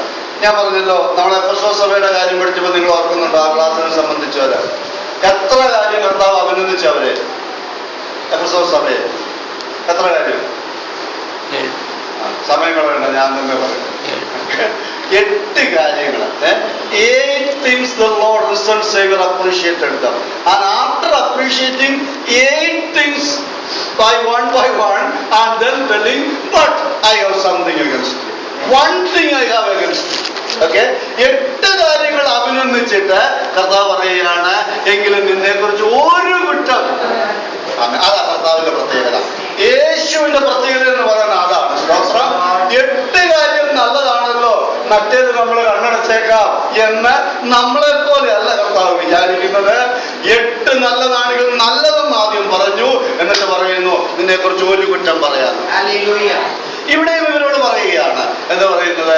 ഇത്രയും പ്രശ്നമൊക്കെ നീ സഹിച്ചു, നീ വളരെ ഉത്സാഹമായി നിന്നു, നീ ചെയ്തതെല്ലാം അഭിനന്ദിക്കുന്നു, നീ എന്റെ നാമം പിടിച്ചതും അന്തിപ്പാസിനോടുള്ള ബന്ധത്തിൽ പോലും നീ വിശ്വാസം നിഷേധിക്കാതിരുന്നതും ഒക്കെ അപ്രീഷ്യബിൾ. ഐ ഗ്രേറ്റ്ലി അപ്രീഷിയേറ്റ്, ഞാനത് വളരെ അഭിനന്ദിക്കുന്നു. But I have something against, എങ്കിലും നിന്നെ കുറിച്ച് അല്പം കാര്യങ്ങൾ കുറ്റമായിട്ട് പറയാനുണ്ട്. ഓക്കെ, 2 കാര്യങ്ങൾ അവിടെ പറയുന്നത്. ഒന്ന്, ഇസ്രായേൽ മക്കൾ വിഗ്രഹാർപ്പണത്തിന്റെ ദുർനടപ്പ് ആചരിക്കേണ്ടതിന് അവരുടെ മുമ്പിൽ ഇടർച്ച വെപ്പാൻ ബാലാക്കിന് ഉപദേശിച്ചു കൊടുത്ത ബിലയാമിന്റെ ഉപദേശം. ഓക്കെ, അപ്പൊ ചരിത്രം ഒന്ന് വിട്ടച്ച് നമുക്ക് അത് പറയാം.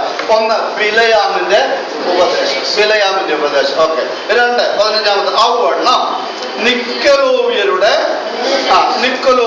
ഉപദേശം കൈക്കൊള്ളുന്നവർ നിനക്കുണ്ട്. 2 ഉപദേശങ്ങളാണ് പെർഗമോസ് സഭയ്ക്കകത്ത് കയറി പറ്റിയിരിക്കുന്നത്.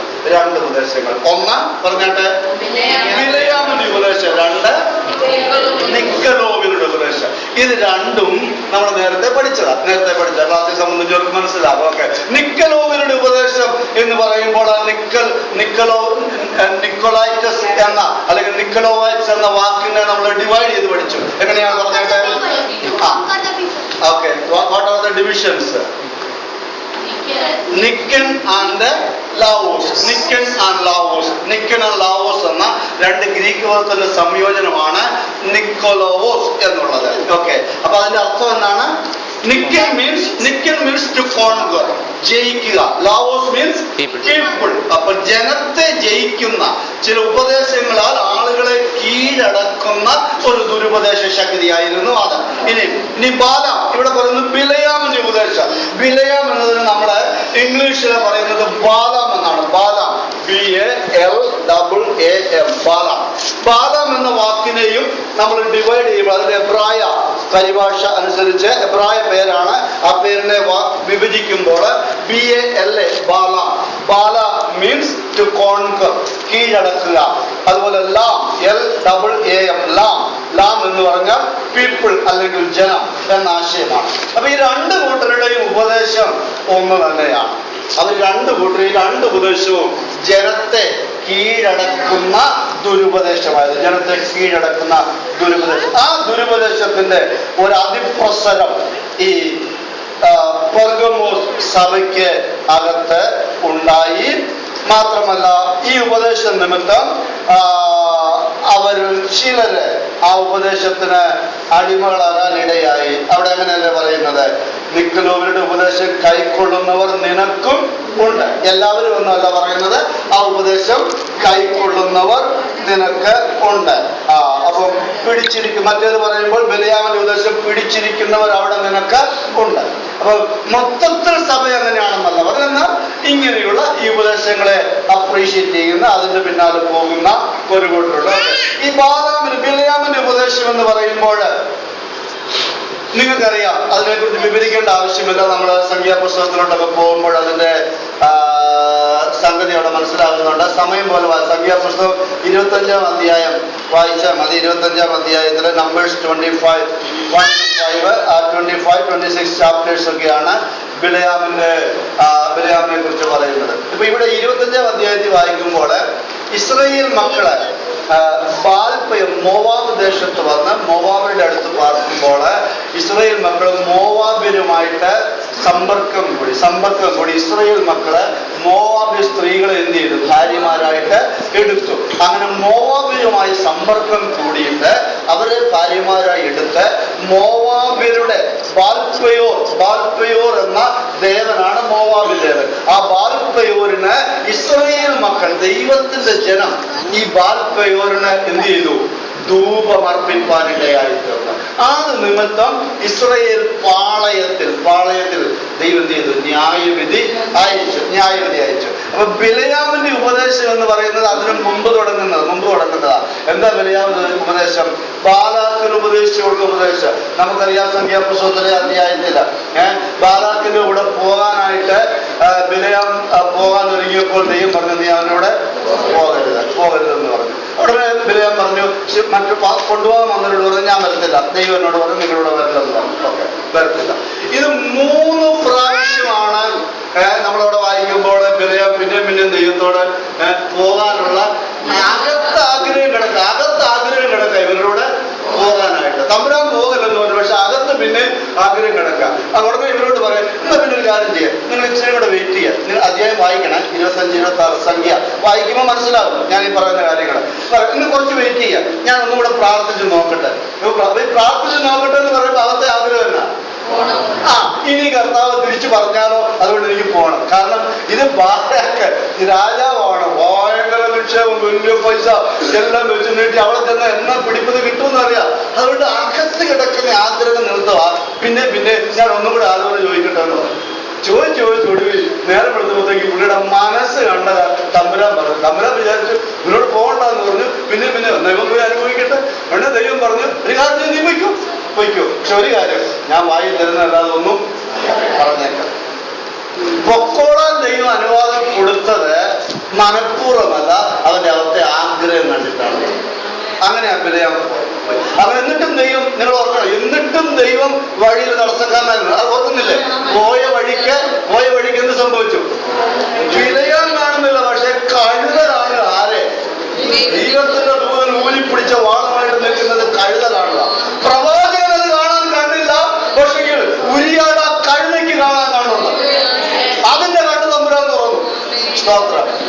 ദൈവം പോകാതിരിക്കാനായിട്ട് ഈ കഴുത ഇവനെ കൊണ്ടുപോയി ഈ വഴിയില്ലാത്ത ഒരു പ്രത്യേകിച്ച് പോകാൻ പറ്റാത്തൊരു സ്ഥലത്ത് വരുമ്പോ ദൂതനെ കണ്ടുകൊണ്ട് കഴുത ആകപ്പാടെ പേടിച്ചു. അത് പുറകോട്ട് വന്നു, ഭിത്തിയോട് ചേർന്ന് അത് നടന്നു. ബിലയാമിന്റെ കാലിൽ ഭിത്തിയെ വെച്ച് അങ്ങോട്ട് ഓടിച്ചു. ബിലയാമിന് വേദന എടുത്തപ്പോ വണ്ടിയെടുത്ത് ചാടുപിടാന്ന് കഴുതയ്ക്ക് അടിയ നമ്മുടെ കഴുതയുടെ വായ തുറന്നു. കഴുത ചോദിച്ചു, നീ എന്നെ എന്തിനാ വെറുതെ? എനിക്ക് അത്ഭുതം തോന്നുന്ന ഒരു കാര്യം, ജീവിതത്തിൽ ഇന്ന് വരെ ഈ കഴുത സംസാരിച്ച് ബിലയാം കേട്ടിട്ടുണ്ടോ? ആദ്യത്തെ ഒരു അനുഭവം ഈ കഴുത ഈ ബിലയാമിനോട്, നീ എന്തിനാ എന്നെ അടിക്കുന്നത്? എത്ര അടി കൊടുത്തിട്ടുണ്ട്? എന്നാൽ ആദ്യമായിട്ട് ചോദിക്കും, നീ എന്തിനാ എന്നെ? അന്നേരമെങ്കിലും ഈ പ്രവാദി എന്ത് ചെയ്യുന്നു? ഇവിടെ ഈ കഴുത ഇവരിതുവരെ എന്നോട് മിണ്ടാത്ത എന്നോട് ഇതിനകത്ത് നിശ്ചയമായി ദൈവത്തിന്റെ ഒരു കരമുണ്ട്. ദൈവത്തിന്റെ കരമില്ലാതെ ഈ കഴുത എന്നോട് സംസാരിക്കത്തില്ലെന്ന് ഈ പ്രവാചകങ്ങൾ ചിന്തിക്കണ്ടേ? നീ എന്നെ അടിച്ചു എന്ന് ചോദിക്കുമ്പോൾ ഈ പുള്ളി പറയാ, നീ എന്നെ തല പിടിച്ച് ഞെക്കിട്ട എന്റെ ഒരു വാളുണ്ടെന്ന് ഞാനിപ്പോ നിന്നെ കൊന്നേനെ. എന്താ കാര്യം? അകത്ത് മുഴുവൻ അവിടുത്തെ കാര്യം കിടക്കുക. അതുകൊണ്ടാ ഈ കഴുത വേണ്ടിയിട്ട് പോലും ഇവനൊരു പിടിയും കിട്ടുന്നില്ല, ഇവന്റെ മനസ്സ് ശരിയാകുന്നില്ല. അതിനെക്കുറിച്ച് യാക്കോബാണോ യൂദയാണോ എഴുതിയേക്കുന്നിടത്ത് പറയുന്നുണ്ട്, പ്രവാചകന്റെ ബുദ്ധിഭ്രമത്തെ കഴുത തടഞ്ഞു എന്ന്. അപ്പൊ ബിലയാം ഒരു സ്റ്റേജിലാ. ഏത് സ്റ്റേജില്? പണത്തോട് ദ്രവ്യത്തോടുള്ള ആഗ്രഹം കയറിയിട്ട് ഒരു ബുദ്ധിഭ്രമത്തിന്റെ അവസ്ഥയിലാ ഈ പരിപാടിയെല്ലാം കാണിക്കുന്നത്. സ്തോത്രം സ്തോത്രം. രാത്രി പ്രസംഗിക്കുന്ന എന്നോടും നമ്മളോട് എല്ലാവരോടും ഉള്ളതുകൊണ്ടാണ്. ഒന്നിനോടും അമിതാവേശം നമുക്ക് തോന്നണ്ട. കർത്താവ് തരാത്ത ഒന്നും നമുക്ക് വേണ്ട. ഒന്നിനോടും അമിത താല്പര്യം നമുക്ക് വേണ്ട. കർത്താവ് പോകണ്ടെന്ന് പറഞ്ഞാൽ നമുക്ക് പോകണ്ട. കർത്താവ് പറയണ്ടെന്ന് പറഞ്ഞാൽ നമുക്ക് പറയണ്ട. ചെയ്യണ്ടെന്ന് പറഞ്ഞാൽ ചെയ്യണ്ട. അതിനകത്ത് ഇടപെടണ്ട എന്ന് പറഞ്ഞാൽ ഇടപെടണ്ട. നമുക്ക് മാറിപ്പോകാം. കാരണം ദൈവം നമുക്ക് അനുകൂലമായി. ബിലയാമിന്റെ ഉപദേശം, ഈ ബിലയാമ് ഈ ബാരാക്കിന് ഉപദേശിച്ചു കൊടുത്ത ഉപദേശം, ഈ ദുരുപദേശത്തെ, അതായത് വിഗ്രഹാർപ്പണത്തിന്റെ മറ്റു ഉപദേശം കൊണ്ടുവന്ന് അതാണ് പിൽക്കാലത്ത് മോവാബില് ഒരു ഉപദേശമായി മാറുന്നത്. അതാണ് ബിലയാമിന്റെ ഉപദേശം എന്ന പേര് പിന്നെ അറിയാം. ഈ രണ്ട് ഉപദേശങ്ങളും ജനത്തെ കീഴടക്കുന്ന, ഉപദേശത്താൽ ജനത്തെ കീഴടക്കുന്ന രണ്ട് ഉപദേശങ്ങളും ഉള്ളവര് ഇവിടെ ഉണ്ടായിരുന്നു. വിഗ്രഹാർപ്പണം തെറ്റല്ല, അത് വേണം ഭക്ഷിക്കാതെ ഭക്ഷിക്കുന്നതുകൊണ്ട് തെറ്റൊന്നുമില്ല. കാരണം മിക്കവാറും ഇവരൊക്കെ ഒത്തിരി പേര് ജാതി പശ്ചാത്തലത്തിൽ നിന്ന് വന്നവരാണല്ലോ. അപ്പൊ അവർക്ക് മുൻപ് അവരത് കഴിച്ചിട്ടൊക്കെ ഉള്ളതായതുകൊണ്ട് ഈ ഉപദേശം കയറി വന്നപ്പോൾ അതിനെ അവര് ശിരസ വഹിച്ചു. നല്ലൊരു കൂട്ടം അതിനെ സ്വാഗതം ചെയ്തു. കുറച്ചുകൂടെ ലിബറൽ ആണല്ലോ, അതുകൊണ്ട് അങ്ങനെ ചെയ്യാം എന്ന് വിചാരിച്ചു. ഞാൻ മുൻപ് ഇവിടുത്തെ ഏതോ ഒരു ക്ലാസ്സിൽ ഈ ദുരുപദേശത്തിന്റെ കാര്യം പറഞ്ഞപ്പോൾ കുറച്ച് കാര്യങ്ങളൊക്കെ പറഞ്ഞു. നമുക്കൊന്നും ഭാവനയിൽ കാണാൻ കഴിയാത്ത ഒരു വല്ലാത്ത ദുരുപദേശ വലയത്തിലാണ് ഇന്ന് ആത്മലോകം പോയിക്കൊണ്ടിരിക്കുന്നത്. ആമേൻ. നന്നായി വിവേചിച്ച് ആത്മാവിന്റെ വിവേചനമില്ലെങ്കിൽ സ്തോത്രം ആളുകൾ തെറ്റിപ്പോകുന്ന ഒരു പരിസ്ഥിതിയിൽ നാം എത്തിപ്പെട്ടിരിക്കുന്നു. എനിക്കതിനെ കുറിച്ചൊന്നും വിവരിപ്പാൻ സമയമില്ല. എന്തെല്ലാം സംഗതികളാണ് നടക്കുന്നത് അറിയാം. BBC വേൾഡിൽ, ഇനി ആരും പറഞ്ഞൊന്നും വേണ്ട, നേരിട്ട് BBC വേൾഡ് അറിയാമല്ലോ. BBC വേൾഡ് എന്ന് പറഞ്ഞാൽ BBC വേൾഡ് ടെലിവിഷനില് ഒരിക്കലും എന്നെ ഒരാൾ കാണിച്ചതാണ്, റെക്കോർഡ് ചെയ്ത് വെച്ചിരുന്ന് എന്നെ കാണിച്ചതാണ് BBCയുടെ. അപ്പം അതിനകത്ത് അമേരിക്കയിലുള്ള ഒരു ചർച്ചിന്റെ ഒരു കൾട്ട് ആൻഡ് ഒക്കൾട്ട്സ് ദുരുപദേശങ്ങളെ കുറിച്ചുള്ള ആ കാര്യങ്ങൾ കാണിച്ചുകൊണ്ടിരിക്കുമ്പോൾ ഈ ചർച്ച് ഇതിനെക്കുറിച്ച് പറയുക. ആ ചർച്ചിന്റെ ഉപദേശം അവർ കാണിക്കുക. എന്താണെന്നറിയാവോ? യേശു തമ്പുരാൻ പറഞ്ഞ വാക്യം എടുത്തേക്കുന്ന, എന്റെ നാമത്തിൽ നിങ്ങൾ സർപ്പങ്ങളെ പിടിച്ചെടുക്കും, മരണകരമായത് യാതൊന്ന് പിടിച്ചാലും നിങ്ങൾക്ക്. അപ്പൊ എന്റെ നാമത്തിൽ നിങ്ങൾ എന്ത് ചെയ്യും? സർപ്പങ്ങളെ, പാമ്പുകളെയും തേളുകളെയും ശത്രുവിന്റെ സകലത്തെ ചവിട്ടാൻ ഞാൻ നിങ്ങൾക്ക്. ഈ വാക്യങ്ങളൊക്കെ ഏത് ആശയത്തിലാണ് പറഞ്ഞേക്കുന്നത്? അതിന്റെ അധികാരം എന്നത്? എന്തോ അധികാരം? പാമ്പിനെയും തേളിനെയും ചവിട്ടാൻ കർത്താവ് അധികാരം തന്നിരിക്കുന്നു എന്ന് പറഞ്ഞുകൊണ്ട് നാളെ വഴി കൂടെ എന്റെ വീടിന്റെ അടുത്തോട്ട് പോകുന്ന മൂർഖൻ പാമ്പിനെ കർത്താവ് അധികാരം തന്നിട്ടുണ്ടോ എന്ന് പറഞ്ഞ് പോയി ചവിട്ടാനാണോ പറഞ്ഞേക്കുന്നത്? അതാണോ അതിന്റെ വ്യാഖ്യാനം? തേളിനെ പിടിച്ചോ എന്ന് കർത്താവ് പറഞ്ഞു പറഞ്ഞോണ്ട് കരിന്തേളിനെ പോയി ചാടി പിടിച്ച് കൈക്കകത്തോട്ട് പോക്കറ്റിനകത്തിട്ട് നടക്കാനാണോ പറഞ്ഞത്? ആളുകൾ ഈ വ്യാസം. അതല്ല, യേശു പവർ, അതോറിറ്റിയാണ് പറയുന്നത്. അതോറിറ്റി, അധികാരം. മരണകരമായത് യാതൊന്നും പിടിച്ചാലും ഹാനി വരികയില്ല എന്ന് പറഞ്ഞാൽ കർത്താവ് പറഞ്ഞിട്ടുണ്ടല്ലോ, എന്നാ ഇത് അന്നേരം ഒരു യാതൊരു പിടിച്ചു. അതൊക്കെ നമ്മുടെ അറിവില്ലായ്മ, പോഷത്വം എന്ന് മാത്രം. എന്നാൽ മരണകരമായത് സംഭവിച്ചിട്ട് മനഃപൂർവ്വമല്ല. പാമ്പ് കടിച്ച് ഞാൻ 5ാം ക്ലാസ്സിൽ പഠിക്കുന്ന കാലത്ത് മൂർഖൻ പാമ്പ് കടിച്ചന്ന് ഞങ്ങൾ മലബാറിൽ അങ്ങ് ഉൾപ്രദേശത്ത് ഒരു രോഗി, ഒരു പനി വന്നാൽ പോലും ഒന്നും കൊണ്ടുപോകാൻ പറ്റിയല്ല. കസേരയിൽ വെച്ച് കെട്ടി, കമ്പ് കൊണ്ട് കെട്ടിയിട്ട് 4 പേര് തോളെ ചുവന്നോണ്ട് 12-13 കിലോമീറ്റർ നടന്നു വേണം ഒരു ആശുപത്രിയോടത്ത് എത്തിക്കാനായിട്ട്. ആ കാലത്ത് രാത്രി മൂർഖൻ പാമ്പ് കടിച്ചു ഒരമ്മച്ചയെ മുറ്റത്തിറങ്ങിയപ്പോൾ. നിമിഷ നേരം കൊണ്ട്, അവിടെ ഒന്നും വൈദ്യുതിയില്ല, ഒന്നുമില്ല. ഞാൻ 5ൽ പഠിക്കുമ്പോഴേക്കാ നിമിഷ നേരം കൊണ്ട് ബ്ലഡ് കയറി, വിഷം കയറി ബ്ലഡിനകത്ത് കയറിയിട്ട് ബ്ലൂയിഷ് കളർ. ആള് ഫെയിൻ്റായി താഴെ വീണ് എടുത്തുകൊണ്ടുവന്ന് ആയിട്ട് കിടന്നിരിക്കുകയാണ്. അന്ന് റാന്ത വിളക്കൊക്കെയാണ് നമുക്കറിയാം, വിളക്കിന്റെ വെട്ടത്തില്ല. പെട്ടെന്ന് ഓടി വിവരങ്ങൾ അറിഞ്ഞ് വിശ്വാസികളെല്ലാം കൂടെ വന്നുകൂടി. അയൽക്കാരറിഞ്ഞു, എല്ലാവരും വന്നു. കൊണ്ടുപോകാൻ സംവിധാനമില്ല, കൊണ്ടുപോകണമെന്നൊരു കൂട്ടര്. അപ്പൊ ഈ ദൈവമക്കൾ പറഞ്ഞു, ഞങ്ങൾ പ്രാർത്ഥിച്ചോളാം. ഉടനെ കത്തോലിക്കരും അവരും എല്ലാം കൂടെ കൂടിയിട്ട് പറഞ്ഞു, സ്തോത്രം, പ്രാർത്ഥിക്കുന്നതിനൊന്നും കുഴപ്പമില്ല. നേരം വെളുക്കുമ്പോൾ ഇവര് ജീവനോടെ എഴുന്നേറ്റില്ലെങ്കിൽ ഒറ്റയൊന്നിനെ ഇവിടുന്ന് ഇവിടെ തല്ലിക്കൊല്ലുന്നു.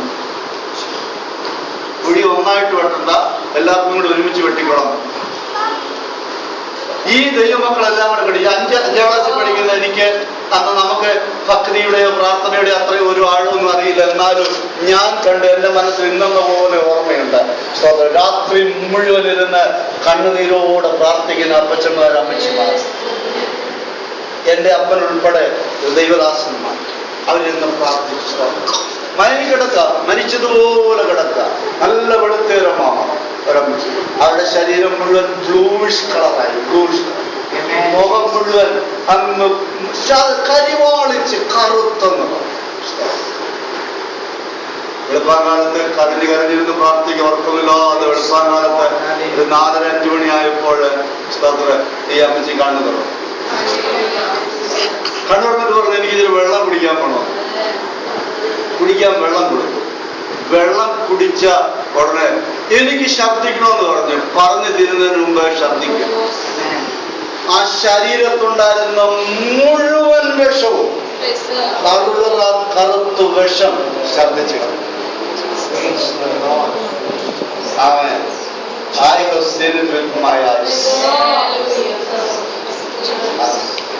മുഴുവൻ വിഷവും ശബ്ദിച്ച് കളഞ്ഞിട്ട് കുറച്ച് കഴിഞ്ഞപ്പോൾ അവർ ഒത്തിരി തളർന്നുപോയി എന്ന നോർമലായിട്ട് എല്ലാവരും നോക്കിയിട്ട് പറഞ്ഞു, ആരോട് കഞ്ഞിയെ വല്ലതുകൊണ്ട് എനിക്ക് കഴിക്കാൻ തരാം.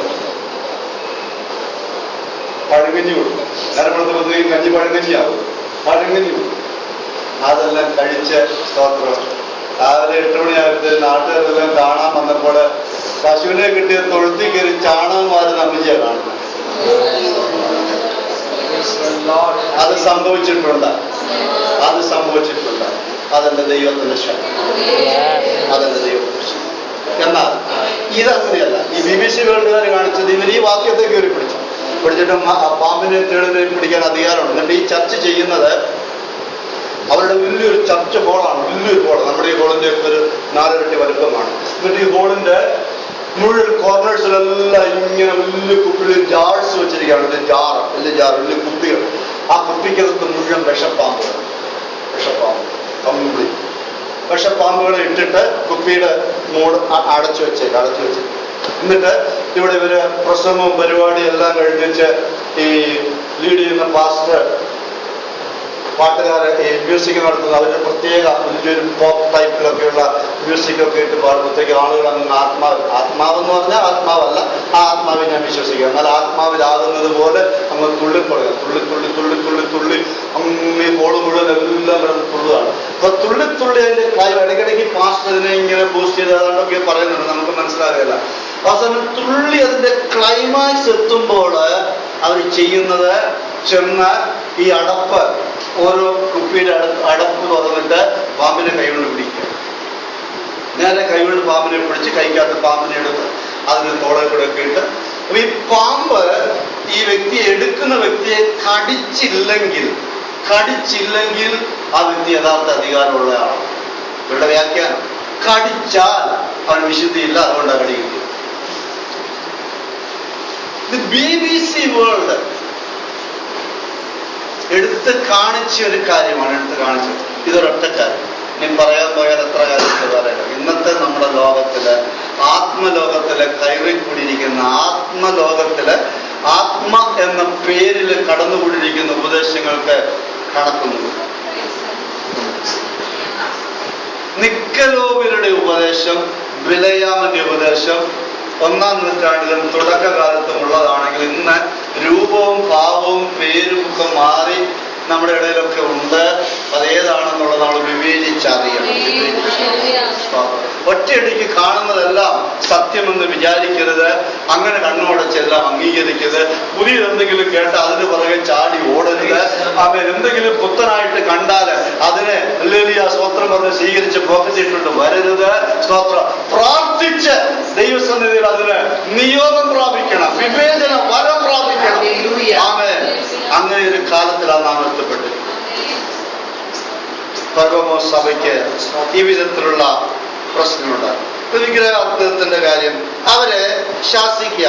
ഇത് അപ്പോസ്തലനായ യൂദായുടെ ലേഖന 2-ാം വാക്യത്തിൽ ഇതേ കാര്യം, ബിലയാമിന്റെ കാര്യം പറഞ്ഞ് അവരെ ശാസിക്കുന്നുണ്ട്. ബിലയാമിന്റെ ഉപദേശത്തിന്റെ കാര്യം യൂദായുടെ 2-ാം വാക്യത്തിലുണ്ട്. അതുപോലെ അപ്പോസ്തല പ്രവൃത്തി 15-29 വാക്യത്തിലുണ്ട്. ഇങ്ങനെയുള്ള കാര്യങ്ങളെല്ലാം വിഗ്രഹാർപ്പിതം ഭക്ഷിക്കാൻ പാടില്ലെന്ന് അപ്പോസ്തലന്മാര് അവരായിട്ട് തന്നെ കൂടി തീരുമാനിച്ച, യെരുശലേം കൗൺസിലിൽ അവർ കൂടി തീരുമാനിച്ച കാര്യമാണ്. 15-ാം അധ്യായം പ്രവൃത്തി 15-29 നമുക്കത് കാണാൻ കഴിയും. വിഗ്രഹാർപ്പിതം ഭക്ഷിക്കരുത് എന്ന് അവർ കൂടി തീരുമാനിച്ച കാര്യമാണ്. പക്ഷെങ്കിൽ പെർഗമോസ് സഭയിൽ വന്നപ്പോൾ അത് ലംഘിക്കുന്ന ഒരു കൂട്ടം ആളുകളുണ്ട്. അതിനെതിരെയാണ് ദൈവത്തിന്റെ ആത്മാവ് ശബ്ദമുയർത്തി പറയുന്നത്. ഇനി അവരോട് പറയുന്ന ആകയാൽ എന്ത് ചെയ്യണം?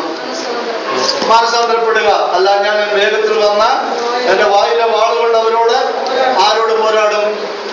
ഈ ഉപദേശങ്ങൾ പിടിച്ചിരിക്കുന്നവരോട് പോരാടും. ആത്മാവ് അവരോട് പറയുന്നതെന്ന് ചെവിയുള്ളവൻ കേൾക്കട്ടെ. ജയിക്കുന്നവന് ഞാൻ മറഞ്ഞിരിക്കുന്ന മന്ന കൊടുക്കും. ഓക്കെ, നമുക്ക് അത്രയും കൂടെ പറഞ്ഞു നിർത്താൻ സമയമാകുന്നു. ജയിക്കുന്നവന് എന്ത് കൊടുക്കും? മറഞ്ഞിരിക്കുന്ന മന്ന. മന്ന എന്താ സംഭവം? എവിടെ കിട്ടിയതാ? എവിടെ തുടങ്ങിയതാ? ഇസ്രായേൽ മക്കളുടെ മരുഭൂമി യാത്രയിൽ ദൈവം അവർക്ക് കഴിക്കാൻ കൊടുത്തു. അതിന് പല പേര് പറയുന്നുണ്ട്. ശക്തന്മാരുടെ ഭോജനം എന്നൊക്കെ അതിനെ വിളിച്ചിട്ടുണ്ട്. നമ്മുടെ പാട്ടിലൊക്കെ നമ്മൾ അതിനെ കുറിച്ച് പാടാറുണ്ട്.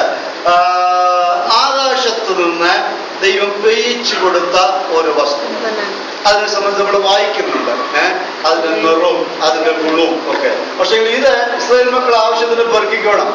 അവരൊരാവശ്യത്തിന് പെറുക്കിയിട്ട് അതിനെ ഇടിച്ചോ പൊടിച്ചോ വെയിലത്തുണക്കി ഇടിച്ച് പൊടിച്ച് മാവൊക്കെ ആക്കി അപ്പം ഉണ്ടാക്കി തിന്നണം. ഇതാണ് അതിനുവേണ്ടി ദൈവം പൊഴിച്ചു കൊടുത്ത സ്ഥാനം. ഇത് ഇസ്രായേൽ മക്കൾ അന്നത് കണ്ടപ്പോൾ മഞ്ഞിലാണ് ഇത് വീഴുന്നത്. നിങ്ങളത് പുറപ്പാട് ദിവസം 16-ാം അധ്യായത്തിന്റെ 14-15 വാക്യങ്ങൾ വായിച്ചാൽ വ്യക്തമായിട്ട് എഴുതിയിട്ടുണ്ട്. Exodus 16, 14 and 15. അവിടെ മഞ്ഞില് ചെതുമ്പലിന്റെ മാതൃകയിൽ ഒരു നേരിയ വസ്തു, ഉറച്ച മഞ്ഞ് പോലെ നിലത്ത് കിടക്കുന്ന ഇസ്രായേൽ മക്കൾ കണ്ടു. ഇസ്രായേൽ മക്കൾ അത് കണ്ടാറ് എന്തെന്നറിയാകിയാൽ അവർ തമ്മിൽ എന്തെന്ന് ചോദിക്കുന്നതായിട്ടൊക്കെ നമ്മളവിടെ വായിക്കുന്നുണ്ട്. അപ്പൊ അക്ഷരീകമായിട്ട് ഇസ്രായേൽ ജനത്തിന് മന്ന മറഞ്ഞിരുന്ന ഒരു സ്വർഗീയ ഭക്ഷണമായിരുന്നു. ഇതെന്നാന്ന് അവർക്ക് തന്നെ അറിയത്തില്ല. പക്ഷെ ഇത് കഴിക്കുമ്പോൾ അതിന്റെ ടേസ്റ്റ് പറയുന്നുണ്ട്. എന്തായിരുന്നു?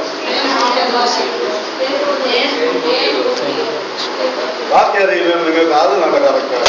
തേൻ കൂട്ടിയ ദോശ. തേൻ കൂട്ടിയ ദോശ തിന്നിട്ടുണ്ടോ? കണ്ടോ? ചമ്മന്തി കൂട്ടി തിന്നിട്ടുണ്ടോ എന്നല്ല ചോദിച്ചത്. തേൻ കൂട്ടി ദോശ കുടിക്കും.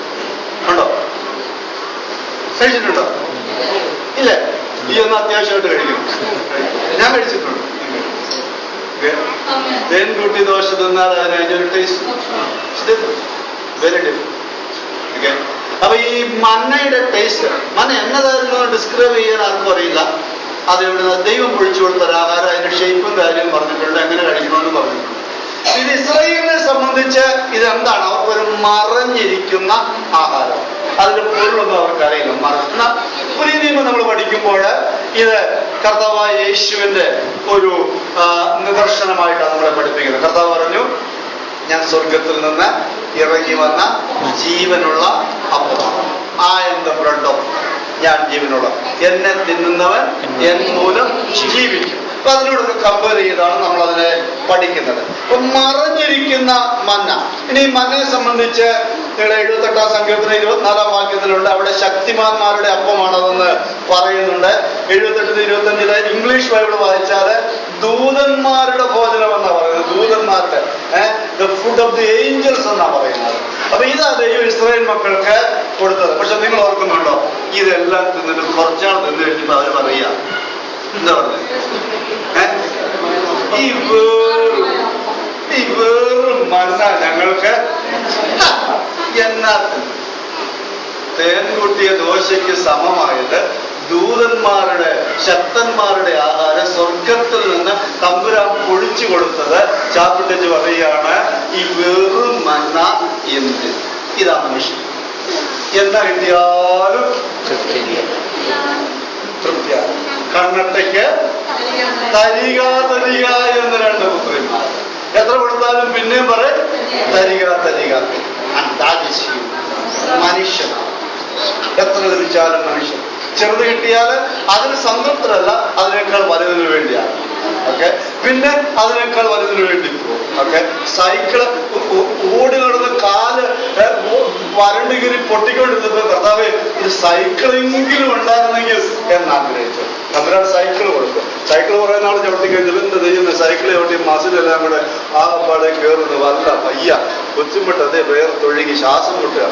ഒരു സ്കൂട്ടർ കിട്ടിയാൽ ഉടനെ സ്കൂട്ടർ കിട്ടിക്കഴിഞ്ഞപ്പോ ഇതും കൊണ്ട് പോയിട്ട് ഒരു മോട്ടോർ ബൈക്ക് ആയിരുന്നെങ്കിൽ വേണ്ടിയല്ല.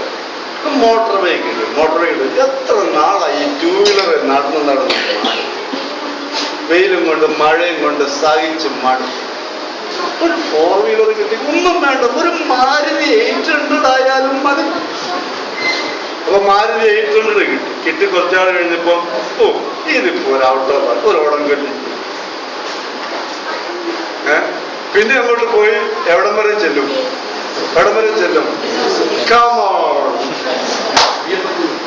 മെഴ്സിഡസ് ബെൻസിനേക്കാളും വലുതൊക്കെ വല്ലതും ഉണ്ടോ? എനിക്കറിയാൻ ഉണ്ടോ? ഇപ്പൊ ഉണ്ടല്ലേ റോൾസ് റോയ്സ്. ഇതാ മനുഷ്യന്റെ അവസ്ഥ. People are not satisfied. ഇവിടെ ഇവർ പറയാ ഈ മന്ന എന്തിനാ? ഇനി പെട്ടെന്ന് പറയട്ടെ, ഈ മറഞ്ഞിരിക്കുന്ന മന്ന എന്ന് പറയുമ്പോൾ ഇനി മന്നയെ കുറിച്ച് പെട്ടെന്ന് ഞാനിതൊന്ന് വായിക്കുവാണ്. ഇത് വിവരിപ്പാൻ സമയം എടുക്കുന്നില്ല.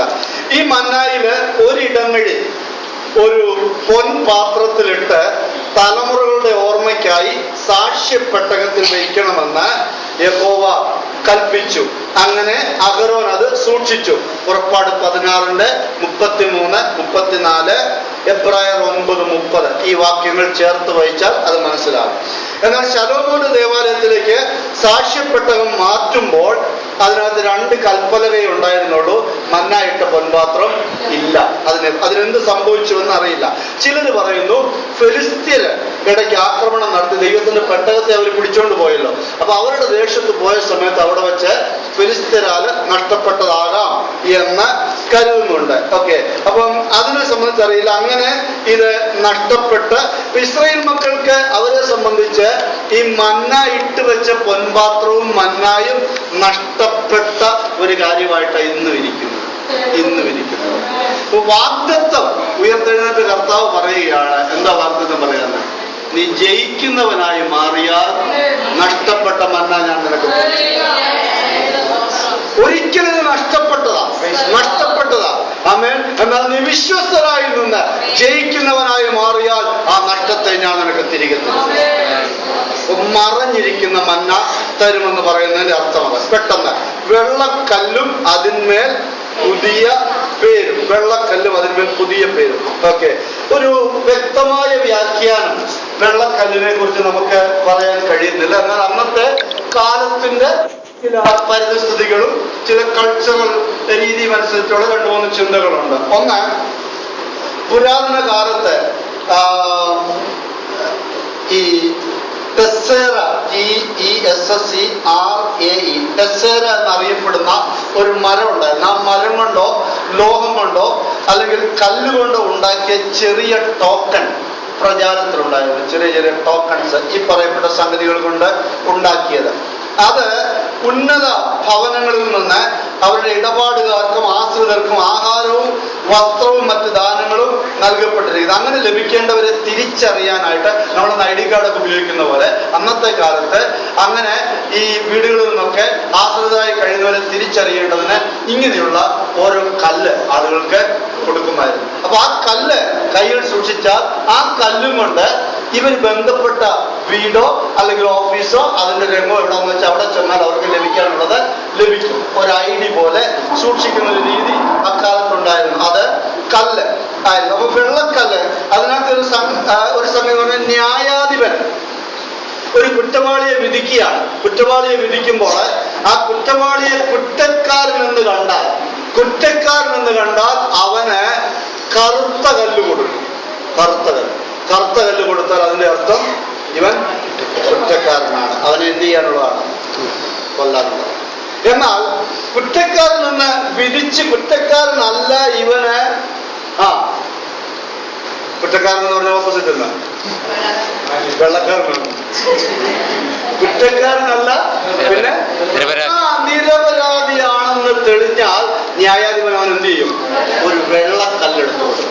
അപ്പൊ വെള്ളക്കല്ലും കൊണ്ട് ഇവൻ നടന്നാൽ ഇവൻ ജയിലിൽ പോയതാണെന്നും ജയിലിൽ കിടന്നാണെന്നും കോട്ടി കയറിയതാണെന്നും ന്യായാധിപൻ വിസ്തരിച്ചാണെന്നും ഒക്കെ ആളുകൾക്കറിയാം. പക്ഷെ ഇവൻ നടക്കുന്ന വഴിക്ക് ആരെങ്കിലും നീ കൊണ്ട് ജയിലിൽ പോയതല്ലേ, നീ കൊണ്ട് കുറ്റക്കാരൻ ഇന്ന് ചെയ്തല്ലേ ആളെന്ന് ചോദിക്കുമ്പോൾ അവൻ പോക്കറ്റിൽ നിന്ന് അല്ലെങ്കിൽ തന്റെ വസ്ത്രത്തിൽ കെട്ടിവെച്ചിരിക്കുന്ന ഈ വെള്ളക്കല്ലെടുത്ത് കാണിക്കുമ്പോൾ ആളുകൾക്ക് അവനോടൊരു മതിപ്പ്. കാരണം ഇവൻ ആരല്ല? കുറ്റവാളിയല്ല. ന്യായാധിപൻ ഇവനെ കുറ്റവിമുക്തനാക്കിയിരിക്കുന്നു. അതിന്റെ തെളിവായിട്ട് വെള്ളക്കല്ല് കാണിക്കുമായിരുന്നു.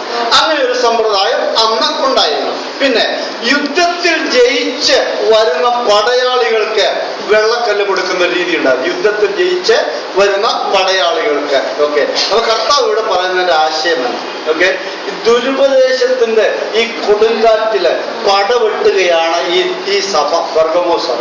അവരോട് പറയാ, ജയിക്കുന്നവന് നിന്റെ ഈ യുദ്ധത്തിൽ, ഈ ദുരുപദേശത്തിനെതിരെ നീ നടത്തുന്ന യുദ്ധത്തിൽ നീ ജയിച്ചാൽ ഞാൻ നിനക്ക് എന്ത് തരും? മറഞ്ഞിരിക്കുന്ന മണ്ണായും തരും, പിന്നെ എന്ത് തരും? വെള്ളക്കല്ലും തരും. അതിന്റെ അർത്ഥം ഞാൻ നിനക്ക് അംഗീകാരം തന്നിരിക്കുന്നു, ഞാൻ നിനക്ക് അംഗീകാരം തന്നു. ഇന്നത്തെ നമ്മുടെ ക്ലാസ് നമുക്കിവിടെ അവസാനിപ്പിക്കാം. ജയിക്കുന്നവന് കർത്താവ് നൽകുന്നതാണ്. ആമേൻ. കർത്താവിനല്ല, അവിടെ നാമത്തിന്റെ കാര്യം പറയുന്നുണ്ട്. ഒരു നാമം എന്താ അവിടെ പറയുന്നത്? ഒന്ന് നോക്കി, ഞാൻ അവന് വെള്ളക്കല്ലും ലഭിക്കുന്നവനല്ലാതെ ആരും ആ കല്ലിന്മേൽ എഴുതിയിരിക്കുന്നതുമായ ഒരു പുതിയ പേര്. അപ്പൊ ആ കല്ലിൽ എന്ത് എഴുതിയിട്ടുണ്ട്? ഒരു പുതിയ പേര്. അപ്പൊ ആ പുതിയ പേര് വേറെ ആർക്കും അറിയത്തില്ല. പേര് നൽകുന്ന കർത്താവിനും അറിയാം, ലഭിക്കുന്നവനും. സ്തോത്രം. ആമേൻ. എന്ത് പേര് കർത്താവ് എനിക്ക് തരാൻ പോകുന്നതെന്ന് ഞാൻ ചിന്തിക്കണം. ആമേൻ. ആമേൻ. എന്ത് പേരാ എനിക്ക് എന്റെ കർത്താവ് തരാൻ പോകുന്നത്? ഞാനൊരു വിക്ടോറിയസ് പേഴ്സണായി മാറിയാൽ, ഞാനൊരു ജയാളിയായി മാറിയാൽ എനിക്ക് എന്റെ കർത്താവ് ശ്രേഷ്ഠമായത് തരാൻ പോവുകയാണ്. ഒരു പുതിയ പേര്, പുതിയ പദവി, ഒരു അംഗീകാരം കർത്താവ് നമുക്ക് തരാൻ പോകും. അതുകൊണ്ട് നമുക്ക് അവസാനിപ്പിക്കാം ഈ കാര്യം പറഞ്ഞ സ്തോത്രം. Let us become conquerors. നമുക്ക് ജയിക്കുന്നവരായി മാറാം, വിശ്വസ്തരായി മാറാം. കർത്താവ് നമുക്ക് അതിലൂടെ നൽകുന്ന അംഗീകാരം കർത്താവിൽ നിന്ന് പ്രാപിക്കാം. അത് നമുക്ക് അനുഗ്രഹമായി തീരട്ടെ. സ്തോത്രം. ഇന്നത്തെ നമ്മുടെ ചിന്ത ഇവിടെ അവസാനിക്കുകയാണ്.